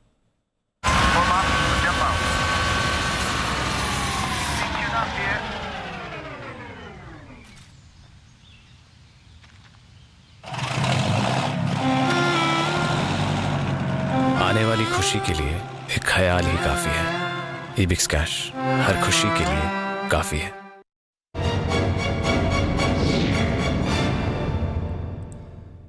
तो थोड़े सुस्त हैं ग्लोबल बाजार। पिछले आधे घंटे से हम देख रहे हैं डाउ पर हल्का दबाव बना हुआ है। डाउ फ्यूचर्स करीब 60-70 पॉइंट नीचे है। नैस्डैक फ्यूचर्स भी अगर आप देखें तो यहाँ पर थोड़ा ज्यादा दबाव है, करीब 0.4 ऑलमोस्ट आधा % नीचे दिखेंगे। यूरोप मिला जुला है, एकदम सुस्त कारोबार है। एशिया में भी हमने मिला जुला ही एक्शन देखा, हालांकि हांगकांग करीब आधा % ऊपर मिला। तो ग्लोबल बाजार ठीक है बट उतने एक्टिव नहीं है जितने शायद कल हमने देखे थे सर। करेक्ट। सो 16,900 के आसपास, मतलब पूरे दिन भर यही 35,000 से थोड़ा नीचे बैंक निफ्टी 34,900 के आसपास, और 16,900 के आसपास निफ्टी ने वक्त बिताया है। तो दीप कल के हाइज को हमने पार नहीं किया, कल के लोस को भी नहीं तोड़ा है जी। इस पैटर्न का भी कुछ न कुछ नाम तो होता होगा जो कुणाल जी बता ही देंगे। और अभी तो मैं समय भी दे रहा हूँ तो कुणाल जी आराम से ढूंढ भी देंगे इस पैटर्न को। क्या कहते हैं कि पिछले दिन की रेंज के भीतर ही आज बाजार ट्रेड करके बंद हो जाए, उसकी संभावना पूरी दिखती है। 16,900 ये मेक और ब्रेक लेवल है बचे हुए समय के लिए। 3:05 के पहले 16,900-925 की रेंज के ऊपर निकलकर टिके तो ये फिर 17,000 की तरफ आज ही बढ़ेगा, तब टारगेट होगा 16,965 और 16,985, दो टारगेट आज ही के होंगे, बशर्ते कि 3:05 के पहले आप 16,900 के ऊपर निकल कर टिक जाएं। 16,900 के ऊपर 3:05 टारगेट 16,935, 16,965, 16,985, 3 टारगेट दे दिए, बचे हुए 1 घंटे के लिए। ठीक है सर। क्यों? 16,900 के पुट पे 42 लाख शेयर हैं, कॉल्स पे 49 लाख शेयर हैं। बराबरी का मामला है, जबरदस्त दोनों की तरफ टक्कर लगी हुई है, और संभावनाएं जो दिख रही है वो दिख रही है कि ऐसा हो सकता है, हो सकता है कि एक ब्रेकआउट देने की कोशिश करे, कल के हाइस की तरफ तो जाने की कोशिश करे जो कि 16,936 का है। सो ऐसी सिचुएशन में आपको एक अच्छी शॉर्ट कवरिंग मिल सकती है, 16,935, 965, 985 तक ले जा सकती है। इन 3 टारगेट के लिए आपको ध्यान में रखना है ऊपर की तरफ खरीदारी। 16,800 के नीचे क्लोजिंग नहीं होगी, ये आप कॉन्फिडेंस रख सकते हैं, और उसकी वजह ये कि 64 लाख शेयरों का ओपन इंटरेस्ट है, हाईएस्ट है 16,800 पर, जो कि आपके लिए सपोर्ट का काम करेगा। ठीक है, ये निफ्टी होगी बात। बैंक निफ्टी 34,800 के नीचे क्लोज नहीं होना चाहिए, इसकी संभावना दिख रही है, जिसके बेहद करीब है वहां पर तुरंत सपोर्ट है, और 35,000 रुकावट का लेवल है, 32 लाख शेयर है। तो बैंक निफ्टी पे मैं बहुत कॉन्फिडेंट नहीं हूं कि 35,000 के ऊपर निकल ही जाएगा या 34,800 के नीचे चले ही जाएगा, और स्पेशली 35,000 के ऊपर जाने को लेकर कॉन्फिडेंस कम है, क्योंकि कॉल रेटिंग ज्यादा होकर रखी है 32 लाख शेयरों की, हाईएस्ट ओपन इंटरेस्ट है। लेकिन निफ्टी 16,900 के ऊपर निकल सकता है, क्योंकि वहां पर पुट रेटिंग भी बराबर 42 लाख शेयरों की है। तो निफ्टी अगर बैंक निफ्टी को 35,000 तक की तरफ ले जाए तो ठीक, तो ऊपर बढ़ना है तो निफ्टी की लीडरशिप है, नीचे आना है तो बैंक निफ्टी की लीडरशिप है, ये डेटा में साफ दिख रहा है। लेकिन इस वक्त लग ऐसा रहा है कि अगले 15-20 मिनट क्रूशियल है, और अगर आप टिक गए 16,900 के ऊपर तो मुझे लगता है 16,935, 965, 985, ये 3 टारगेट के लिए आपको लॉन्ग पोजीशन बनानी चाहिए। जी ठीक है सर। तो चलिए 16,900 इंपॉर्टेंट लेवल है, उसके ऊपर ही टिकते हुए दिख रहा है बाजार इस समय। आइए अब कुछ और कॉल्स भी तैयार हैं हमारे एक्सपर्ट्स की तरफ से। पहले चलते हैं सचिन जी के पास BTST के लिए।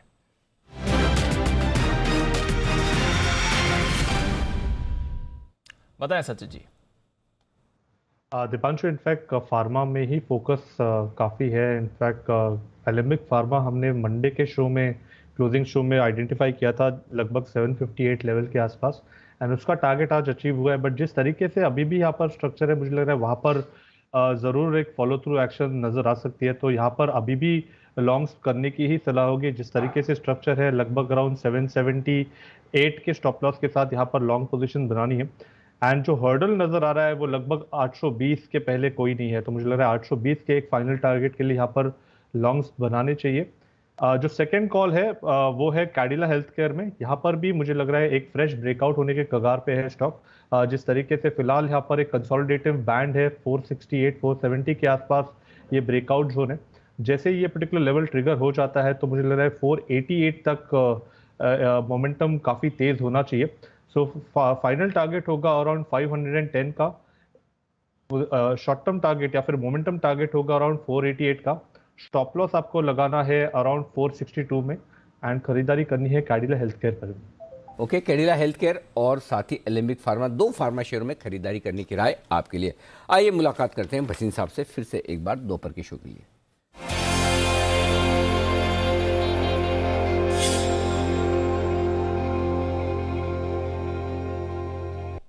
स्वागत है आपका भसीन साहब। बताएं सर, पहले तो आपकी कॉल्स के अपडेट। 16,900 के ऊपर निकलने की तैयारी में निफ्टी। हाँ, गुड आफ्टरनून। तो अनिल जी देखिए, आपको जो मैंने कहा था 16,200 बिक गया बजाज फिनसर्व, जो पहला टारगेट है उसमें बुक कीजिए। 16,400 से 16,700 का सेकंड टारगेट है। शॉर्ट टर्म ट्रेडर को जो इंट्राडे और 1-2 दिन के लिए करते हैं उनके लिए 2-2.5% जहाँ मिले उनको बुक करना है। उसी तरह से आपको आज सुबह बजाज फाइनेंस दिया था 6600 का, वो 6625, वो 6791 बिक गया। 6800 का टारगेट वो बुक कर सकते हैं। अल्ट्राटेक सीमेंट कल आपको दिया था 7270, 7500 के टारगेट 7445 बिक गया, उसमें बुक कर सकते हैं। और डॉक्टर रेडी में बने रहिए। 4600 का 4700 का टारगेट था, लेकिन आज 4684 है, लेकिन फार्मा फ्लेवर में है 47, इट कैन गो टू 4750।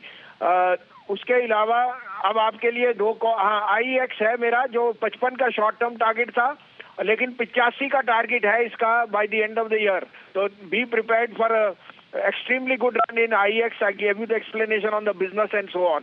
अब आपके लिए 2 पिक्स हैं, आप कहे तो मैं शुरू करूं। जी हाँ सर, बताएं। तो पहला है इप्का लैब्स 2015-20 में लीजिए 1965 का स्टॉप लॉस, 2100 का टारगेट। दूसरा बाय है, मेरे को इस भाव पे सबसे पसंद है ऑयल मार्केटिंग में BPCL 70 रुपए में लीजिए, 70-71, 63 का स्टॉप लॉस, 382 का टारगेट। तो दो स्टॉक हैं जहां पर खरीदारी करने की राय। इप्का खरीदिए 2115 2130 के आसपास चल रहा है, 2120 के आसपास खरीदिए, 1965 का स्टॉप लॉस, 2100 का टारगेट। BPCL खरीदिए 270 271 की रेंज में, यहाँ पर भी आपके लिए माफ कीजिएगा 370 371 की रेंज में यहाँ खरीदना है। 363 का स्टॉप लॉस लगाना है आपको और 382 तक के टारगेट के लिए इन दोनों स्टॉक्स में खरीदारी करने की राय बसिन साहब की तरफ से आती हुई। धन्यवाद बसिन साहब, ये दोनों बेहतरीन पिक्स देने के लिए। कल सुबह फिर होगी आपसे मुलाकात। तो ये है बसिन साहब की पिक्स आपके लिए। आइए बढ़ते आगे। IPO की प्राइसिंग को लेकर सेबी चेयरमैन ने आज फिर से मर्चेंट बैंकर्स को चेतावनी दी है। सेबी चेयरमैन के बयान का क्या है मतलब, क्या कुछ कहा है सेबी चेयरमैन ने और क्या सेबी सोच रही है IPO के प्राइस बैंड को लेकर, बता रहे हैं हमारे सहयोगी तरुण शर्मा। तरुण बताइए क्या कहा है सेबी चेयरमैन ने। बिल्कुल एक साफ शब्दों में सेबी चेयरमैन ने फटकार लगा दी है मर्चेंट बैंकर्स को और मर्चेंट बैंकर्स को साफ तौर से कहा है कि आपको इशुअर्स और इन्वेस्टर्स दोनों का हित देखना होगा, क्योंकि यदि आप सिर्फ इशुअर्स का हक देखेंगे तो हो सकता है कि आप इन्वेस्टर्स को लूज़ कर लें।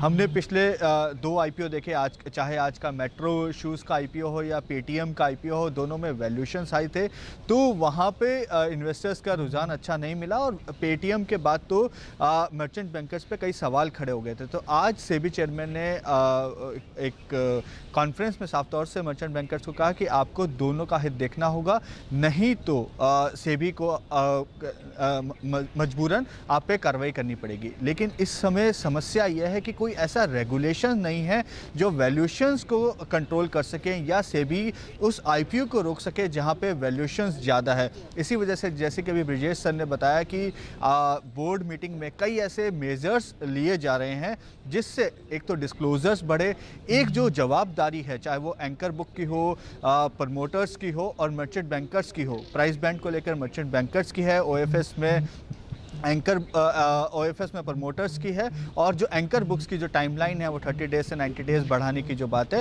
वो एंकर इन्वेस्टर्स उनकी है। तो सभी को सेबी एक दायरे में लेकर आना चाहता है और साथ ही एक सख्त शब्दों में सेबी चेयरमैन ने कहा कि यदि आप ऐसा नहीं करेंगे तो हमें मजबूरन एक्शन लेना पड़ेगा। तो आप सेबी चेयरमैन ने AIBI की प्रेस कॉन्फ्रेंस की इवेंट में क्या कहा, जरा सुनते हैं। Appropriate pricing of the issue is a crucial aspect. A proper balancing act between the issuer's aspirations and investors' interest is required. The merchant bankers need to engage with a wider set of potential investors. Duties and responsibilities of a merchant banker and code of conduct for them have been specified under regulations. The responsibility cast upon them includes protecting interest of investors, conducting business with fairness and integrity, ensuring true disclosures to investors in a timely manner so that the investors are made aware of attendant risks before taking investment decision. It is incumbent upon the merchant banker community to not only follow the regulations in letter but also in spirit. It may be an opportune time for this association to reflect upon and review the standards of due diligence adopted by merchant bankers in various issue management activities offered by them. Needless to say, SEBI will not shy away from taking required action if it finds any intermediary not adhering to its mandate. Okay, तो यह है आपके लिए SEBI chairman के comments और सख्ती आने वाली है IPOs की प्राइसिंग को लेकर, ये अब आपके सामने क्लियरली आते हुए दिख रहा है। शुक्रिया तरुण हमारे साथ जुड़ने के लिए और एक्सक्लूसिव जानकारी देने के लिए। आइए अब चलते हैं, कुछ कॉल्स ले पहले चलते हैं वागले साहब के पास, बिगुल वागले का भंडार।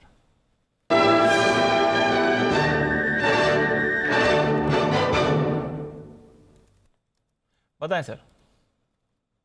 तो मुझे नैल्को बाय करना है, नेशनल एल्यूमिनियम, 103 रुपये 20 पैसे का भाव है। मुझे लगता है ये 107 108 तक 1 से 2 दिनों में जा सकता है। तो 4 रुपये की मुँह इसमें बड़ी मानी जानी चाहिए और मेरा स्टॉप लॉस होगा 101.50 का, मतलब 2 रुपये नीचे यहाँ से और ऊपर में 4 से 5 रुपये 108 तक के स्टॉक जा सकता है। ये तो 108 के टारगेट के लिए नाल्को पर करें खरीदारी, ये है बागले साहब की राय। मेटल काउंटर सुबह से ही एक्टिव दिख रहे हैं और अब सेकंड हाफ में कुछ ज्यादा ही एक्टिव हो रहे हैं। आइए देखते हैं सिमी जी ने क्या किया स्पॉट बिगुल सिमी के सुपर सिमी के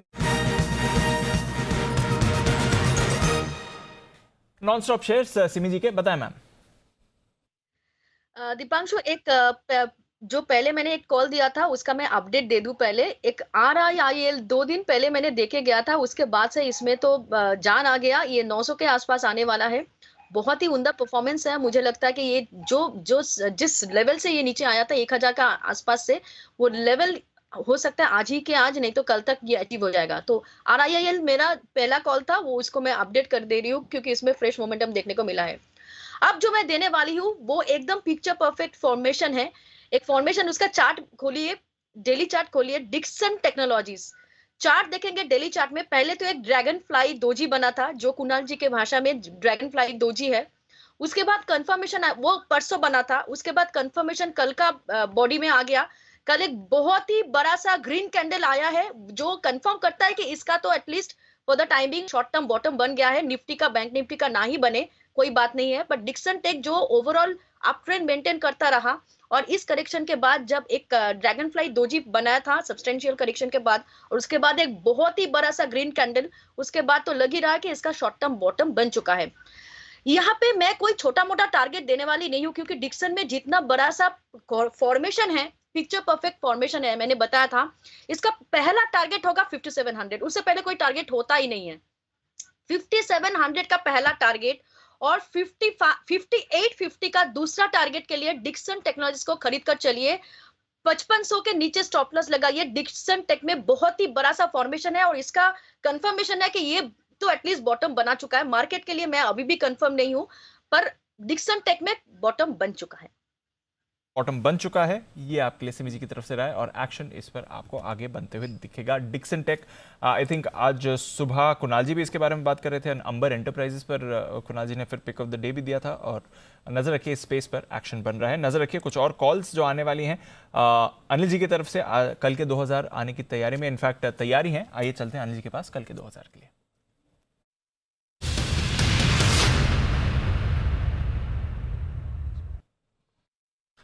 जी सर, खरीदारी करने की राय और खरीदारी करनी है बैंक निफ्टी। स्पॉट लेवल्स में आपको बैंक निफ्टी के दूंगा, फ्यूचर्स के बजाय स्पॉट लेवल ले लीजिए। और स्पॉट लेवल पर इस वक्त बैंक निफ्टी चल रहा है 34,945 हो गया। ओह, मैं अभी देख रहा था 34,890 के आसपास था। 34,940 हो चुका है। यहाँ पर खरीदारी करने की राय है दीप, और खरीदारी करना है। स्टॉप लॉस 34,675 का लगाना है, जो मैं थोड़ी देर में रिवाइज करूंगा 35,000 के पार होने के बाद। इंटरेस्टिंगली 2:30 बजे के बाद जो मैं देख रहा था डेटा बेहतर होते और बदलते हुए दिख रहे हैं और 35,000 के पार निकलने के दो चीज हो रही है। पहली चीज हो गई है ऑलमोस्ट, जिसका मैं इंतजार कर रहा था, और वो है निफ्टी 16,935 कल के हाई पर आ चुका है। तो निफ्टी कल के हाई को ब्रेक करने को तैयार है और बैंक निफ्टी कल का हाई है 35,050 का, जो मैं प्रीएम्प्ट कर रहा हूँ कि करेगा। तो बैंक निफ्टी में 34,975 मेरा पहला टारगेट है, वो तो ऐसे ही हो गया। 35,050, 35,125, 35,225 और 35,325। तो 35,050, 35,125, 225, 325, ये 4 टारगेट है जिनके लिए बैंक निफ्टी के स्पॉट लेवल में दे रहा हूँ। फ्यूचर्स आप एडजस्ट कर लें। दूसरा तरीका है 34,900 का कॉल ऑप्शन 175 रुपये में था, अब शायद हो सकता है आपको ऊपर मिल रहा हो। 175 रुपये में आपको 34,900 का कॉल ऑप्शन खरीदना है। 125 का स्टॉप लॉस लगाकर 225, 250 और 300 रुपये तक के टारगेट के लिए यहाँ पर करनी है आपको खरीदारी। तो निफ्टी कल के हाइस पर आता हुआ, बैंक निफ्टी कल के हाइस के आसपास पहुंचता हुआ, थोड़ा सा प्रीएम्प्ट करके मैं सोच रहा हूँ शायद यहाँ पर एक एक्शन 35,000 के ऊपर का हो सकता है, क्योंकि शायद एक्शन हो तो उसके बाद थोड़ा ये मुश्किल हो जाएगा कि आप फिर उसको पकड़ पाएं जल्दी से। इसलिए मैं प्रीएम्प्ट करने की कोशिश कर रहा हूँ। एक राय जय से भी लेना चाहूँगा। जय, जरा बैंक निफ्टी का डेटा देखिए, बताएं अपनी राय। लीजिए, बिल्कुल सहमत हूँ आपसे मैं। 34,900 के ऊपर क्लियरली ये डेटा बनकर आ रहा है कि यहाँ से हमें तेजी ऊपर में 35,300 तो मिनिमम देखने मिलने चाहिए। 35,300 तक के लेवल्स में देख रहा हूँ। तो करीब करीब स्पॉट लेवल्स अगर आप देखें तो 400 पॉइंट का एक move which is near to around 1%। तो 1% का मूव तो अनिल जी यहाँ से बनता ही है। अगर 35,300 निकालता है अनिल जी कल एक्सपायरी के दिन, देन आई थिंक एक बड़ा मूव ऊपर में लगभग 35,600, 700 तक भी ये एक्सटेंड हो सकता है। और अनिल जी सिमिलरली जैसे आपने बैंक निफ्टी पर कहा अनिल जी, मैं वो व्यू से एकदम सहमत हूँ। मेरा निफ्टी पर भी एक क्लियर डेटा यही दिखा रहा है कि एक फ्रेश ब्रेकआउट है अनिल जी। तो यहाँ पे अनिल जी एक कॉल भी देना चाहूंगा कैश का ऑप्शन। जय का भी पूरा सहयोग है सर इस पर। और अब 3-5 की बात कर रहे थे, मैंने सोचा 3-5 को आपसे अपडेट लूंगा, बट जो बाजार है वो ऑलरेडी एक्शन में आते हुए दिख रहा है। कल के हाई पर निफ्टी भी इस समय ट्रेड कर रहा है, तो निफ्टी बैंक निफ्टी दोनों आपको मूव में आपको अच्छे आते दिख रहे हैं। इस बीच विप्रो इस पर रखिए नजर, हिस्सा घटाया है 5.35% से घटाकर 3.34% किया है। LIC ने कंपनी में हिस्सेदारी घटाई है, ये आपके लिए एक अपडेट आते हुए दिख रहा है जहां तक विप्रो का सवाल है। ऑब्वियसली स्टॉक में भी हमने एक बड़ा रनअप देखा है, तो थोड़ी मुनाफा वसूली LIC की तरफ से भी हो रही है। काउंटर में 5.35% से घटाकर हिस्सा इन्होंने 3.34% किया है, जहां तक विप्रो का है सवाल इस समय। आइए जय के पास चलते हैं वापस और जानते हैं उनका कैश का ऑप्शन।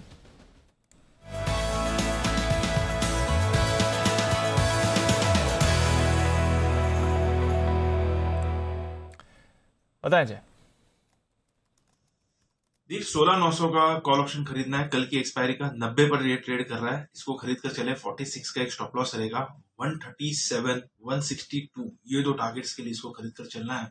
मुझे ऐसा लग रहा है कि ऊपर में हम 17,000 पहले तो इनिशियली टच करेंगे निफ्टी में। 17,000 17,050 की रेंज का जिक्र मैंने सुबह भी किया था दीप, एंड मुझे अभी भी लग रहा है कि वो रेंज टेस्ट होगी। और जो हिसाब से अभी एक फ्रेश डेटा क्लियरली बनकर आ रहा है, एक अच्छा मूव हमें स्ट्रॉन्ग बिल्डअप देखने मिल रहा है यहाँ पे।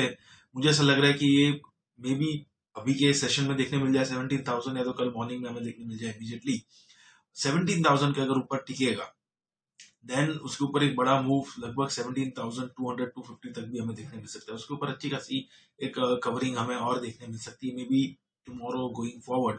अब नीचे में जो क्लियरली अब इमीडिएट बेसिस पर सपोर्ट बनकर निफ्टी में निकल रहा है, वो रेंज है 16,850 900 इमीडिएट बेसिस पर। तो मुझे ऐसा लग रहा है कि जब तक 850 के ऊपर टिका हुआ है, 17,000 और उसके पार जाने के चांसेस ज्यादा है निफ्टी के।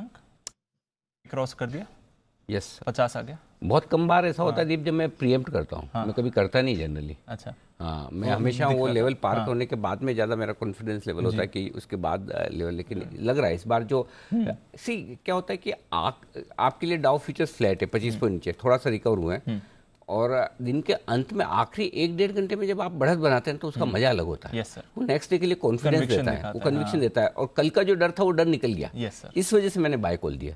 अब देखिए निफ्टी भी कल के हाई को पार कर चुका है, 935 पार के 950 के ऊपर निकल रहा है। तो 935 965 दूसरा टारगेट और 285 तीसरा टारगेट, तीनों टारगेट मैंने दिए थे निफ्टी पर भी। और बैंक निफ्टी पे 35,050 के आसपास का पहला 35,975 का आ गया, सॉरी 34,975, 35,050, 35,125, 225, 325, ये सारे टारगेट कल तक के लिए आप रखिएगा। डेफिनेटली इसमें कोई दिक्कत वाली बात नहीं, तो आराम से होल्ड करें, हड़बड़ी न करें, कोई चिंता की बात नहीं। बिल्कुल। तो बाजार में तेजी बनती हुई दिख रही है, 35,000 का स्तर क्रॉस करा है बैंक निफ्टी ने, 16,950 नया हाई दिन का बनाते हुए दिख रहा है आपको निफ्टी इस समय। तो एक्शन है भरपूर, काफ़ी सारे काउंटर्स जो मूव दिखा रहे हैं। बैंकिंग नेम्स देखिए, अच्छा एक्शन बन रहा है यहाँ पर। रिलायंस इंडस्ट्रीज़ का पूरा सहारा आपको इस समय बनते हुए दिखेगा बाजार में। टाटा मोटर्स आज आपको फिर से वापस मोमेंटम में आते हुए दिख रहा है, यहाँ पर रखनी है आपको नज़र। एक बार ज़रा ICICI बैंक के एक्शन पर भी राय ले लें, क्योंकि बैंक निफ्टी भी अच्छी मूव दिखा रहे हैं।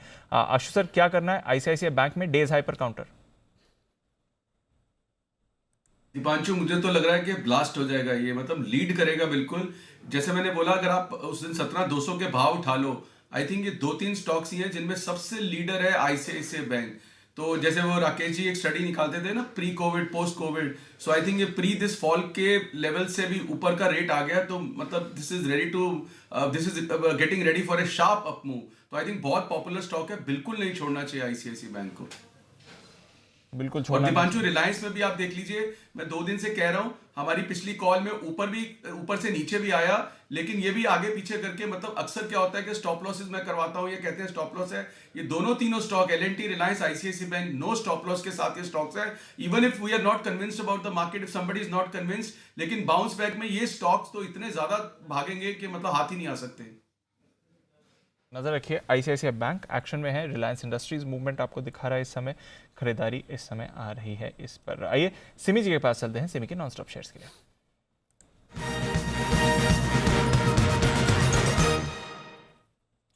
बताएं सिमी जी। दीपांशु, एक स्टॉक में बहुत ही बड़ा सा ब्रेकआउट देखने को मिल रहा है। 2 दिन पहले मैंने स्टॉक देके गया था हेल, हिंदुस्तान एरोनॉटिक्स 1250 के आसपास है। पहला टारगेट 1275, दूसरा टारगेट 1290 और तीसरा 1310। ये तीनों टारगेट्स के लिए हेल को खरीदिए। हेल में मुझे लगता है कि उस दिन मैंने जब दिया था तब ऊपर में था, लास्ट 2 दिन बहुत अच्छा पिटाई आया था, फिर भी ये स्टॉक 1200 के नीचे नहीं गया। यही देख के कॉन्फिडेंस आया था। आज 1222 1223 जहां पे मैंने कॉल दिया था 2 दिन पहले, उस रेंज को पार ऑलमोस्ट पूरा दिन ये रेंज के ऊपर ही मेंटेन कर रहा था। 1230-40 का रेंज क्रॉस किया तो मानो 1255 तक आ गया। देने में 10 मिनट भी देरी नहीं हुआ, 5 मिनट भी देरी नहीं हुआ, ये चल गया। पर यहां से 1275 का पहला टारगेट, 1290 का दूसरा टारगेट और 1320 का तीसरा टारगेट के लिए हेल को खरीदिए। 1220 1230 के नीचे स्टॉप लॉस होगा, क्योंकि वही इसका सपोर्ट है, क्योंकि वो उसी के आसपास ये स्टॉक अभी रेंज में था, रेजिस्टेंस ले रहा था। अभी इस ब्रेकआउट के बाद वो सपोर्ट हो जाएगा। तो 1220 या 30 के बीच में कहीं पे भी स्टॉप लॉस लगा के होल्ड कीजिए, स्टॉक आपको निराश नहीं करेगा। 1320 का ओवरऑल टारगेट के लिए हेल को खरीदिए।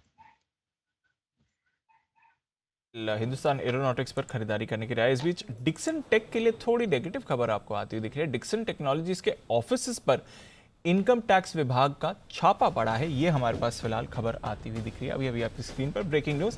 डिक्सन टेक्नोलॉजीज नजर रखिए और इस खबर का इंपैक्ट भी अब स्टॉक पर आपको आते हुए दिख रहा है। फिसलकर लाल निशान में आया है। आईटी डिपार्टमेंट, इनकम टैक्स विभाग का छापा पड़ा है।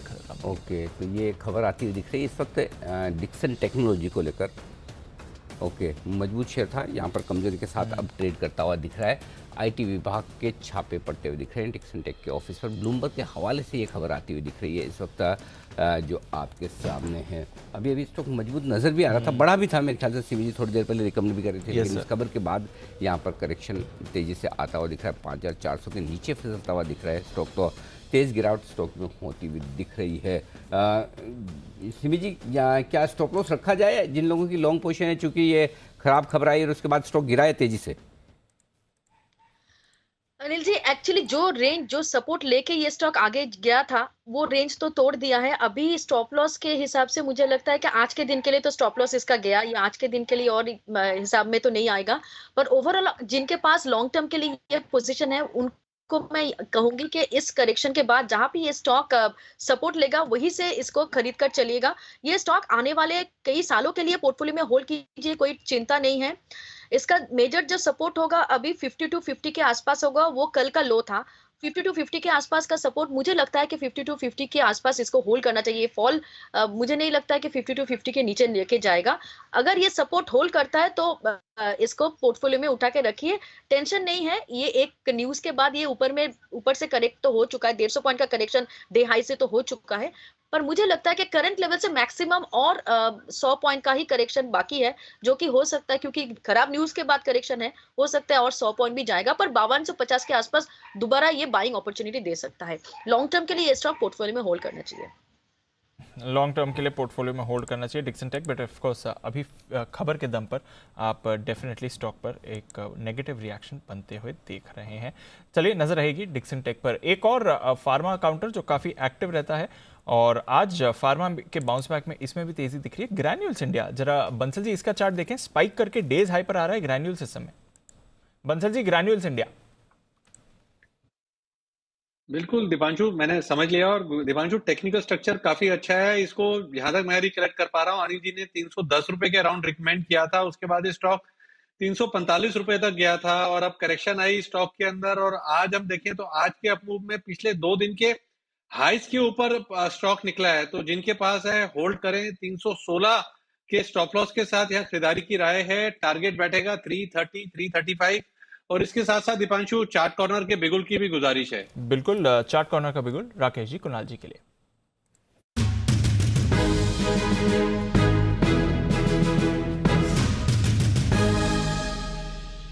बताएं सर।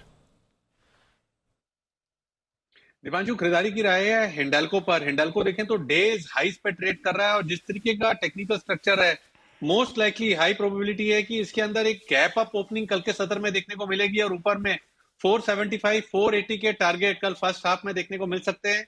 ओवर टू कुणाल जी।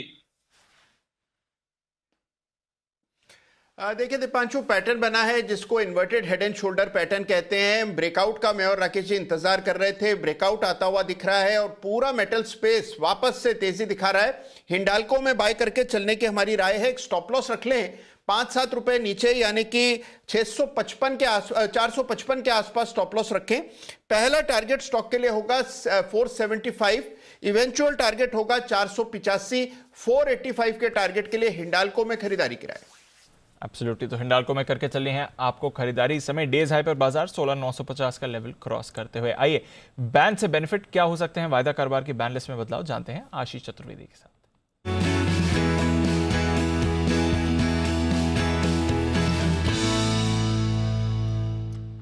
बताएं आशीष, क्या होंगे बदलाव? दीपांशु, फिलहाल 3 स्टॉक बैन में। इंडिया बुल्स हाउसिंग फाइनेंस 102% है मार्केट वाइड पोजीशन लिमिट। दूसरा स्टॉक है जी एंटरटेनमेंट, बैन में आया है अभी फिलहाल 91% है, तो ये भी बैन से बाहर नहीं आएगा। और एस्को HCL लंबे समय से बैन में बना हुआ है, यहाँ पर भी करीब 89% है। तो ये बात तो साफ है कि कोई जो है तीनों में से एग्जिट नहीं कर रहा, तीनों के तीन बैन में बने रहेंगे। लेकिन अब लिस्ट थोड़ी सी लंबी हो रही है। अदानी पोर्ट्स की फ्रेश एंट्री होने वाली है, काफ़ी देर से मैं देख भी रहा हूँ, पोजीशंस लगातार बढ़ती जा रही हैं।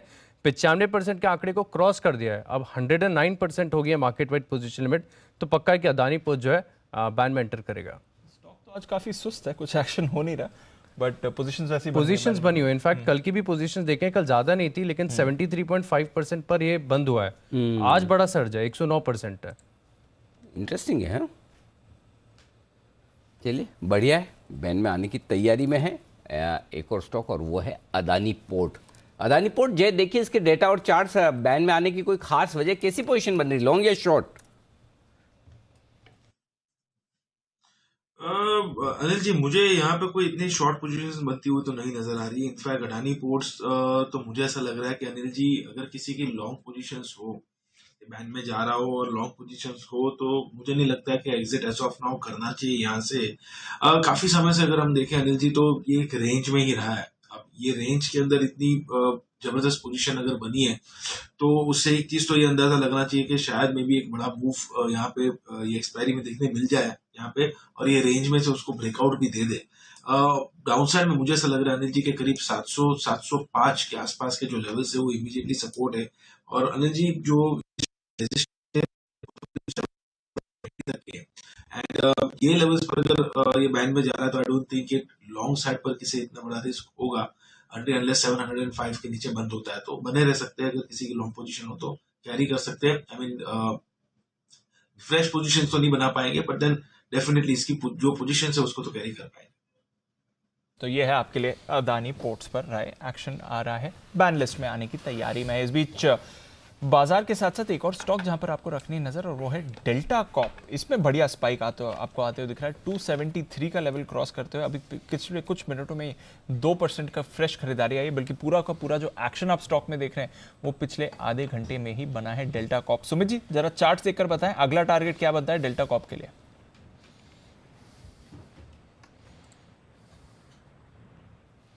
वो माफ कीजिए, आज तो सुमित जी है नहीं शो में, आशु जी है ना? आशु जी हैं। आशु जी बताएं सर डेल्टा कॉप। दीपांशु, मैंने परसों भी बोला था, डेल्टा कॉप में टेक्निकली फंडामेंटली कोई प्रॉब्लम नहीं है। कंपनी के फंडामेंटल इतने स्ट्रांग है और रिजल्ट्स इतने मतलब तोड़फोड़ वाली लैंग्वेज जो होती है आपकी, तोड़फोड़ वाले आएंगे। सिर्फ ओमिक्रॉन के जो सेंटिमेंटल इफेक्ट है उसके चलते, मतलब अगर 250 लेने वाला लेवल है तो 304 बार 300 ब्रीच नहीं कर पाया, क्रॉस नहीं कर पाया, वापस आ जाता है।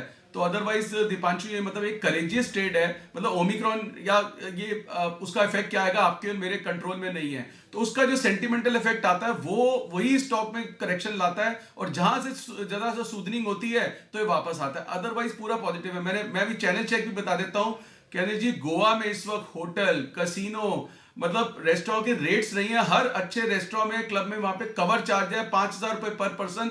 तो आपकी एंट्री है जो लास्ट के 7-8-10 डेज है, मतलब 24 to 5, और कहीं बुकिंग नहीं मिल रही है। तो इतना मतलब कोई कैंसिलेशन नहीं है, इतना बुरा हाल है वहां पे।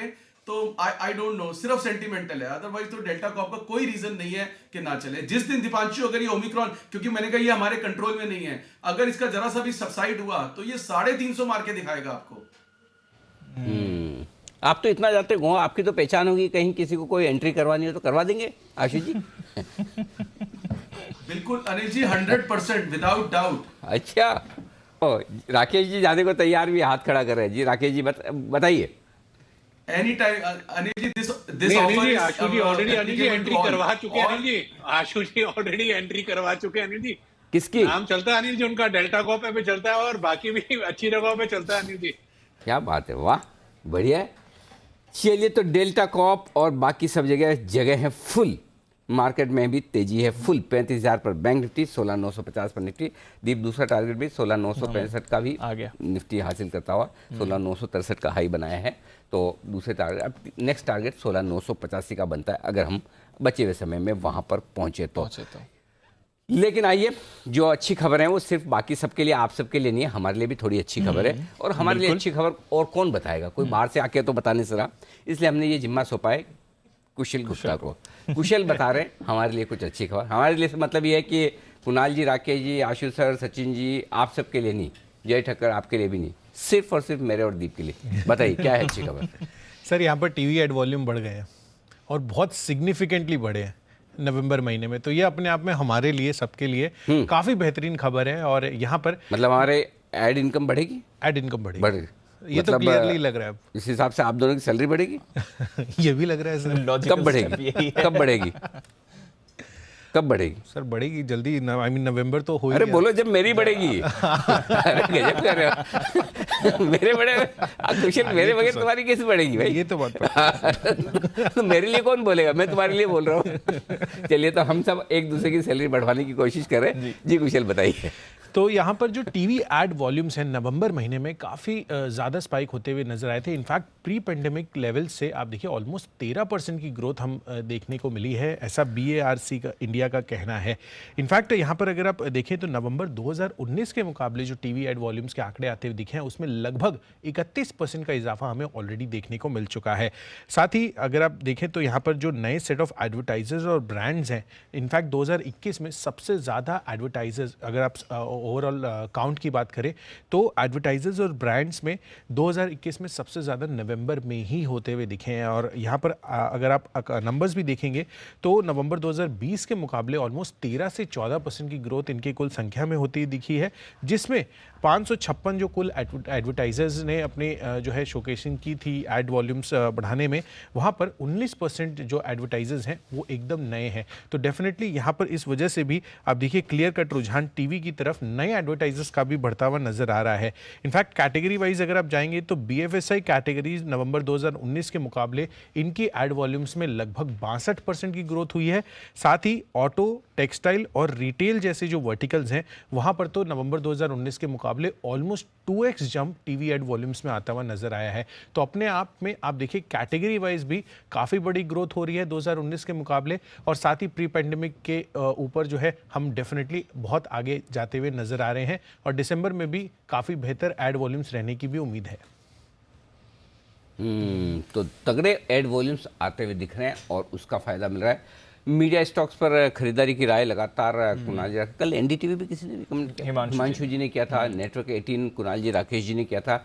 आशीष सर, बाकी सारी इंडस्ट्री देख ली, कभी हमारी इंडस्ट्री की तरफ भी तो नजर डालो। हम भी तो ब्रोकरेज इंडस्ट्रीज, NBFCs कितनी रिकमेंड करते हैं सर?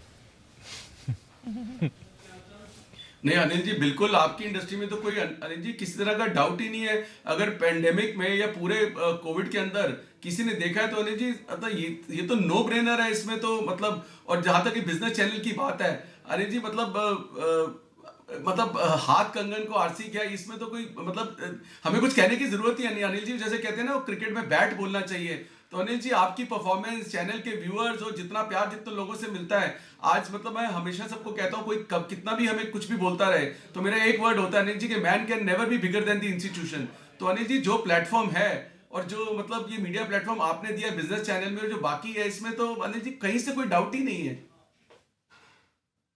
डाउट नहीं है, हमारी इंडस्ट्री को लेकर बेहद मजबूती का रुझान इस वक्त दिख रहा है। मीडिया इंडस्ट्री में स्टॉक्स जबरदस्त एक्शन में आते हुए दिख भी रहे हैं। चार्ट्स पर भी कुणाल जी, राकेश जी की रिकमेंडेशन लिस्ट आई है, हिमांशु जी की भी रिकमेंडेशन लिस्ट में रहे हैं ये सारे स्टॉक्स। और नितिन जी तैयार है निफ्टी के निशानेबाज नितिन मुरार का।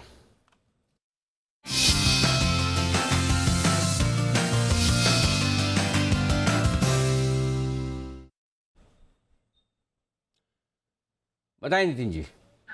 अनिल जी यहाँ पे हम LNT की कॉल ऑप्शन लेंगे, वो लेंगे 1860 की, मिलती है अभी 30 से 31 रुपए में, और इसके टारगेट होने चाहिए 50 रुपए के और स्टॉप लॉस होंगे 20 रुपए का। LNT में आज 3% के आसपास का ओपन इंटरेस्ट एडिशन है और स्ट्रॉन्ग रिवर्सल कैंडल बन रही है, तो नेक्स्ट टारगेट इसके 1900 के आसपास के बन सकते हैं, यानी कि यहाँ से 30-35 रुपए ऊपर जा सकता है। इसलिए मैं LNT की slightly in the money call ले रहा हूँ। 30 से 31 रुपए के आसपास हम ले रहे हैं, टारगेट हम 50 रुपए का रख रहे हैं और 20 रुपए का स्टॉप लॉस रख रहे हैं। तो LNT में आप करें पार्टिसिपेट, तेजी में आ रहा है स्टॉक, कॉल ऑप्शन खरीद कर जाएं 50 रुपए के टारगेट के लिए। ये नितिन जी की तरफ से राय इस समय। शुक्रिया सर हमारे साथ जुड़ने के लिए और अपनी स्ट्रैटेजी शेयर करने के लिए। स्टॉक स्पेसिफिक कॉल इस समय नितिन जी की तरफ से आती हुई दिख रही है 16,950 पर, जो निफ्टी आपको ट्रेड करते हुए दिख रहा है। और LNT के साथ साथ सीमेंस पर रखिए नजर, ये ऊपर से फिसल रहा है, तो LNT में अच्छा एक्शन आ रहा है, पर सीमेंस में गिरावट आती हुई दिख रही है। आइए चलते हैं वागले साहब के पास, बिगुल वागले का वंडर।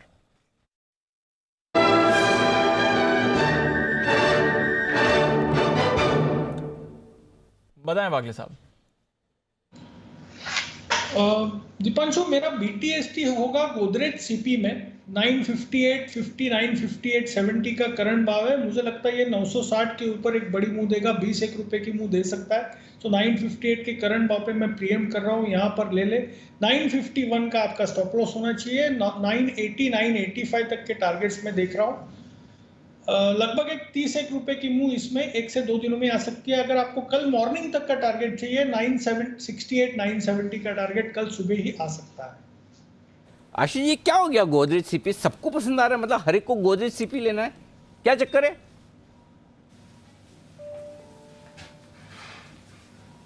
आशु जी। हाँ जी सर। ये सबको गोदरेज CP क्यों लेना है? अनिल जी, मुझे आइडिया नहीं है। मैं FMCG को कम ट्रैक करता हूँ, और ये तो मतलब राकेश जी का फेवरेट है, वागले जी का फेवरेट है, और भसीन साहब का भी फेवरेट आई थिंक ये, तो ये मैं ट्रैक नहीं करता हूँ। अनिल जी, अभी नितिन ने आपने LNT की कॉल दी, अभी देखिए अनिल जी, पिछले आधे घंटे के अंदर ही जब हमने शो शुरू किया था तो 55 का भाव था। अनिल जी 1875-80 का रेट हो गया है, और मैं अभी भी कह रहा हूँ अनिल जी 2000 का स्टॉक है। 3 स्टॉक जो अनिल जी मैं फिर बोल रहा हूँ आइडेंटिफाई किए हैं, जो 17,200 का लेवल 16,900 पे क्रॉस किए। ICICI बैंक, LNT और रिलायंस बहुत अच्छा लग रहा है Anil ji. For a rare time मैं बार बार कंटिन्यूसली रिलायंस को बोल रहा हूँ। तो अनिल जी, अपने तो ये तीनों स्टॉक हैं, अगर ये चल जाएंगे और बहुत बढ़िया हो जाएगा, मुझे लगता है कि पिछले दिनों में जो लोगों के लॉसेस हुए हैं वो ये तीनों स्टॉक्स पूरे करा सकते हैं अनिल जी। आपके लिए LNT, इस पर राय आ रही है। गोदरेज कंज्यूमर, इस पर थोड़ी कंसेंसस बनती हुई दिख रही है। मेटल स्टॉक्स अच्छा कर रहे हैं, ऑफ कोर्स बैंक्स और फाइनेंशियल्स में भी तेजी बनी हुई है। बाजार डेज हाई पर है, क्या करके जाना है आपको कल के लिए? आइए आज की final market strategy Anil sir की तरफ से। कभी कभी खुशी के लिए कुछ ज्यादा नहीं, एक अनजान दोस्त ही काफी है। एबिक्स कैश हर खुशी के लिए काफी है।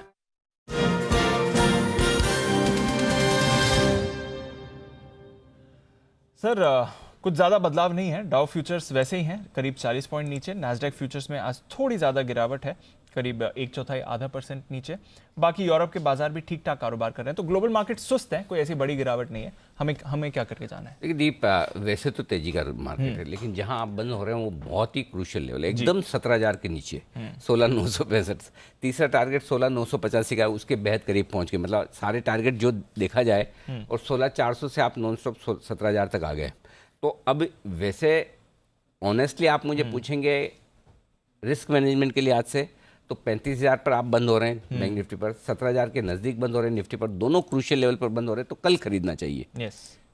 बेचना भी तो कल बेचना चाहिए, और वो इसलिए कि डाउ फ्यूचर आपको सही तस्वीर दिखा नहीं रही है, क्या करेंगे। Yes sir. 40-50 में नीचे भी जा सकते हैं 200-300, ऊपर भी जा सकते हैं 200-300। अब एज्यूम करना होता है कभी कभी आपको, जिसके बेसिस पे आपको ट्रेड लें। जैसे हम परसों एज्यूम कर रहे थे कि ऊपर खुलना चाहिए तो लेकर जाएं, कल भी हम ये कर रहे हैं कि एक ट्रेड लेना है तो ऊपर लेकर जाएं। आज भी फिर उस लिहाज से अगर एक ट्रेड करना है तो बाय का होना चाहिए। अगर करना है तो बाय का 16,800 के पुट के साथ हेज करें, 34,800 के पुट के साथ बैंक निफ्टी को हेज करें, क्योंकि बैंक निफ्टी आज तो दिल खुश आ कर गया दिया, सर, आ गया, टारगेट आ गया। 35,050 का टारगेट भी आ गया। लास्ट में दौड़ लगाई दी इसने, है ना। सो लग रहा था, बहुत कम ऐसा होता है मैं प्रीएम्प्ट करता हूँ, मैं करता नहीं सीरियसली, और बड़े लेवल के पहले तो कभी नहीं करता, तो ये प्रीएम्प्ट करना ठीक रहा, क्योंकि निफ्टी ने भी आपको वहाँ से 65-75 पॉइंट दे दिए और बैंक निफ्टी ने भी करीबन 150 पॉइंट दे दिए, तो मेरे ख्याल से लॉन्ग पोजीशन बनाए रखनी चाहिए कोई दिक्कत नहीं। हाँ, और फ्रेश भी अगर आप चाहें तो अपनी हेजिंग के साथ करके जा सकते हैं, दोनों में, निफ्टी और बैंक निफ्टी में। एक ही चीज़ बदली है 2:30 बजे में अब में जी, वो ये कि पहले बैंक निफ्टी में कॉन्फिडेंस नहीं था, अब वहाँ भी आ गया। बैंक निफ्टी कल के लिए 35,125, 35,225, 35,325 ये 3 टारगेट के लिए होल्ड करें, स्पॉट लेवल सारे बताएं। ये होल्ड करें जो आपने कॉल दी। एक टारगेट आ गया बट होल्ड कर सकते हैं। होल्ड करना चाहिए। ठीक है सर, क्लियर है। तो बढ़िया एक्शन है और अपने लेवल्स होल्ड करके जाएं। अनिल जी कह रहे हैं ऑफ कोर्स हेज भी अगर आप चाहें तो बना सकते हैं, इंपॉर्टेंट लेवल्स बाजार ने किए हैं क्रॉस। आइए जय के पास चलते हैं, जय के जैकपॉट के लिए।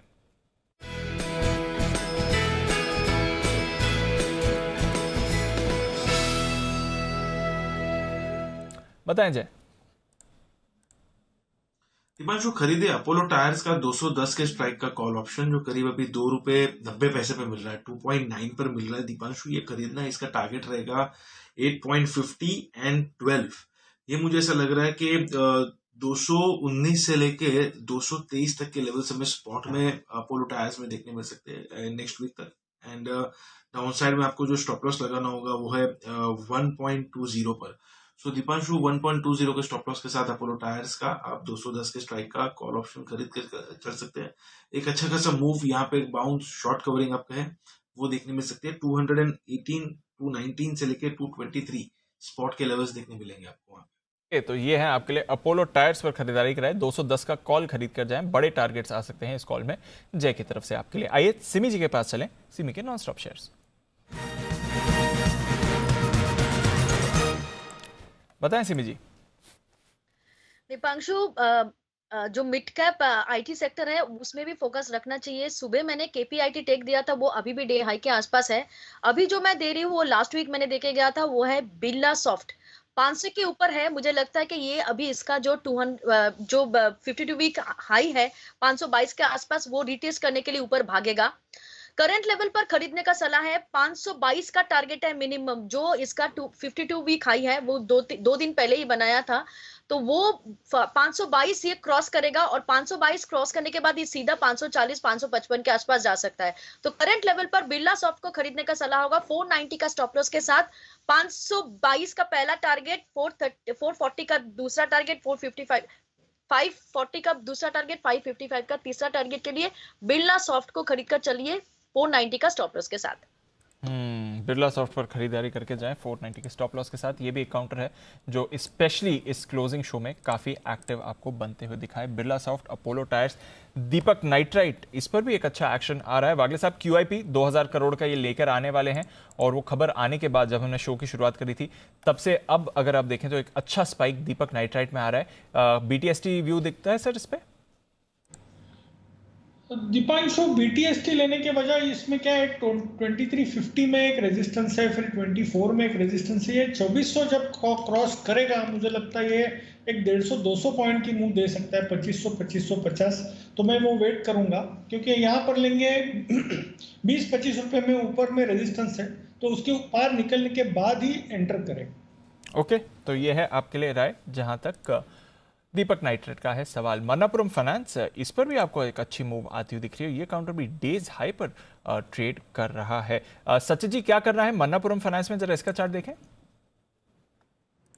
दीपांशु मुझे लग रहा है काफ़ी अच्छी शॉर्ट कवरिंग रैली इस पर्टिकुलर स्टॉक में आ सकती है, क्योंकि जिस तरीके से इसने क्लोजिंग दी है काफ़ी समय के बाद अपने 5-डे एक्सपोनेंशियल मूविंग एवरेज के ऊपर ये क्लोजिंग एस्टैब्लिश हो रही है। सो लगभग 160 का जो लेवल है मुझे लग रहा है वो ट्रिगर हो चुका है, एंड जिस तरीके से फिलहाल डेटा प्लेस्ड है लगभग अराउंड 175 तक ये मूव एक्सटेंड हो सकती है। सो डेफिनेटली यहाँ पर एक लॉन्ग बेस रखना है, स्टॉप लॉस आपको लगाना है यहाँ से अराउंड 160 पे, एंड फ्रेश लॉन्ग एडिशंस की भी यहाँ पर मैं सलाह दूंगा 175 के टारगेट के लिए। ओके, तो ये है आपके लिए राय। मनापुरम डेज हाई पर क्लोज हो रहा है। आइए फिर क्लोजिंग की तरफ चलें और दूसरे दिन अच्छी तेजी, और कल और आज में फर्क यह है कि कल हमने क्लोजिंग में अच्छी मुनाफा वसूली देखी थी ऊपरी स्तरों से। आज डेज हाई पर बाजार क्लोज होने के लिए तैयार है। डबल सेंचुरी लगाकर निफ्टी 16,950 के ऊपर और लगभग 500 अंकों के उछाल के साथ 35,100 के करीब बैंक निफ्टी भी क्लोज होने के लिए तैयार है। हिंडाल्को बढ़िया एक्शन इस पर आते हुए दिखाया। टॉप गेनर रिलायंस इंडस्ट्रीज 2.5% ऊपर बढ़िया सहारा बाजार को दिया इसने। Tata Motors, Divi's Lab, Eicher, Bajaj Finance, UPL, Bharti Airtel, L and T, Sun Pharma, SBI, Tata Steel, ICICI Bank, IndusInd Bank, इन सभी काउंटर्स में आपने अच्छी खरीदारी देखी। बिल्कुल बल्कि दमदार ब्रेथ रही बाजार की। 40 स्टॉक्स पॉजिटिव टेरिटरी में आपको क्लोज करते हुए दिख रहे हैं और सबसे बड़ा लूजर एसबीआई लाइफ 1% से कम की गिरावट आपको दिखा रहे हैं। तो काफी ज्यादा स्ट्रेंथ रही और ब्रॉड बेस्ड रैली बाजार में दिखी। पावर ग्रिड भी अगर आप देखें 7 रुपए के डिविडेंड का एडजस्टमेंट हुआ था, 2 रुपए नीचे बंद हो रहा है, यानी कि अगर आप देखें डिविडेंड एडजस्टेड तो 5 रुपए ऊपर ही आपको ये काउंटर दिखेगा। वायदा कारोबार में आइए, यहां पर भी आपने जबरदस्त एक्शन देखा। जीएमआर इंफ्रा में, बिरला सॉफ्ट जिसकी बात हो रही थी, एसआरएफ हमने आपको खबर बताई एंटी डंपिंग ड्यूटी की फ्लोरोकार्बन पर। इसके अलावा आप देखिए मदरसन सुमी सुबह से ही एक्टिव। इंडिया सीमेंट्स दमानी साहब ने हिस्सेदारी बढ़ाई है। Delta Corp, IDFC First, Nalco, InterGlobe, Granules, IEX, RBL, Auro pharma, Apollo Tyres और पीवीआर बढ़िया एक्शन इन काउंटर्स में बना। आईसीआईसीआई लोम्बार्ड थोड़ी गिरावट यहां पर। डिक्सन टेक्नोलॉजीज जो खबर आई है आईटी विभाग की रेड की, करीब 1.5% की सुस्ती दिखाता हुआ। अपोलो हॉस्पिटल्स यहां पर आपने गिरावट देखी है। इसके साथ ही एसबीआई लाइफ, इस पर भी वीकनेस आपको बनती हुई दिखी।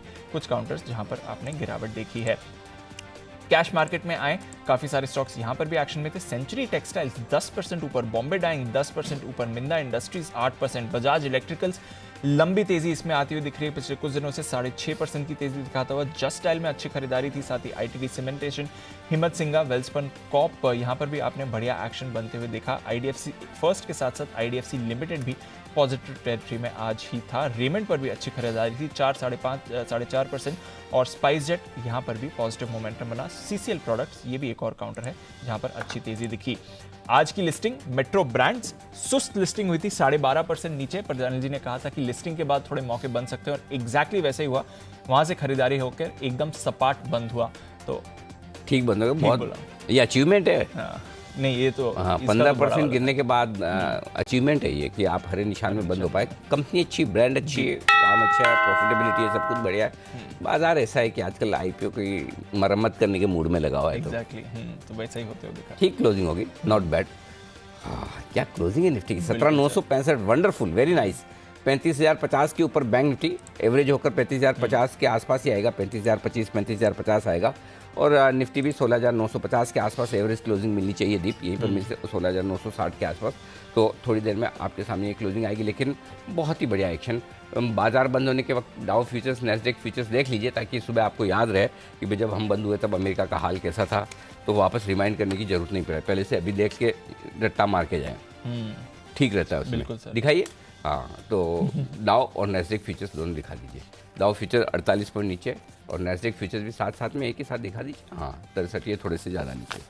चलिए, तो फाइनल क्लोजिंग आए उससे पहले जल्दी से बाजार बंद होने के बाद के एक्शन को आपको बता दें। अगर आप या आपके कोई मिलने वाले ऐसे लोग हैं जिन्होंने बहुत सारा कर्ज ले रखा है और कर्ज के बोझ के तले दबे हुए हैं और आप इससे छुटकारा पाना चाहते हैं, ये तो कोई ना बोलेगा ही नहीं, छुटकारा तो सब पाना चाहते हैं, तो आपको गजेल इंटेंसिटी स्ट्रेटेजी अपनानी चाहिए।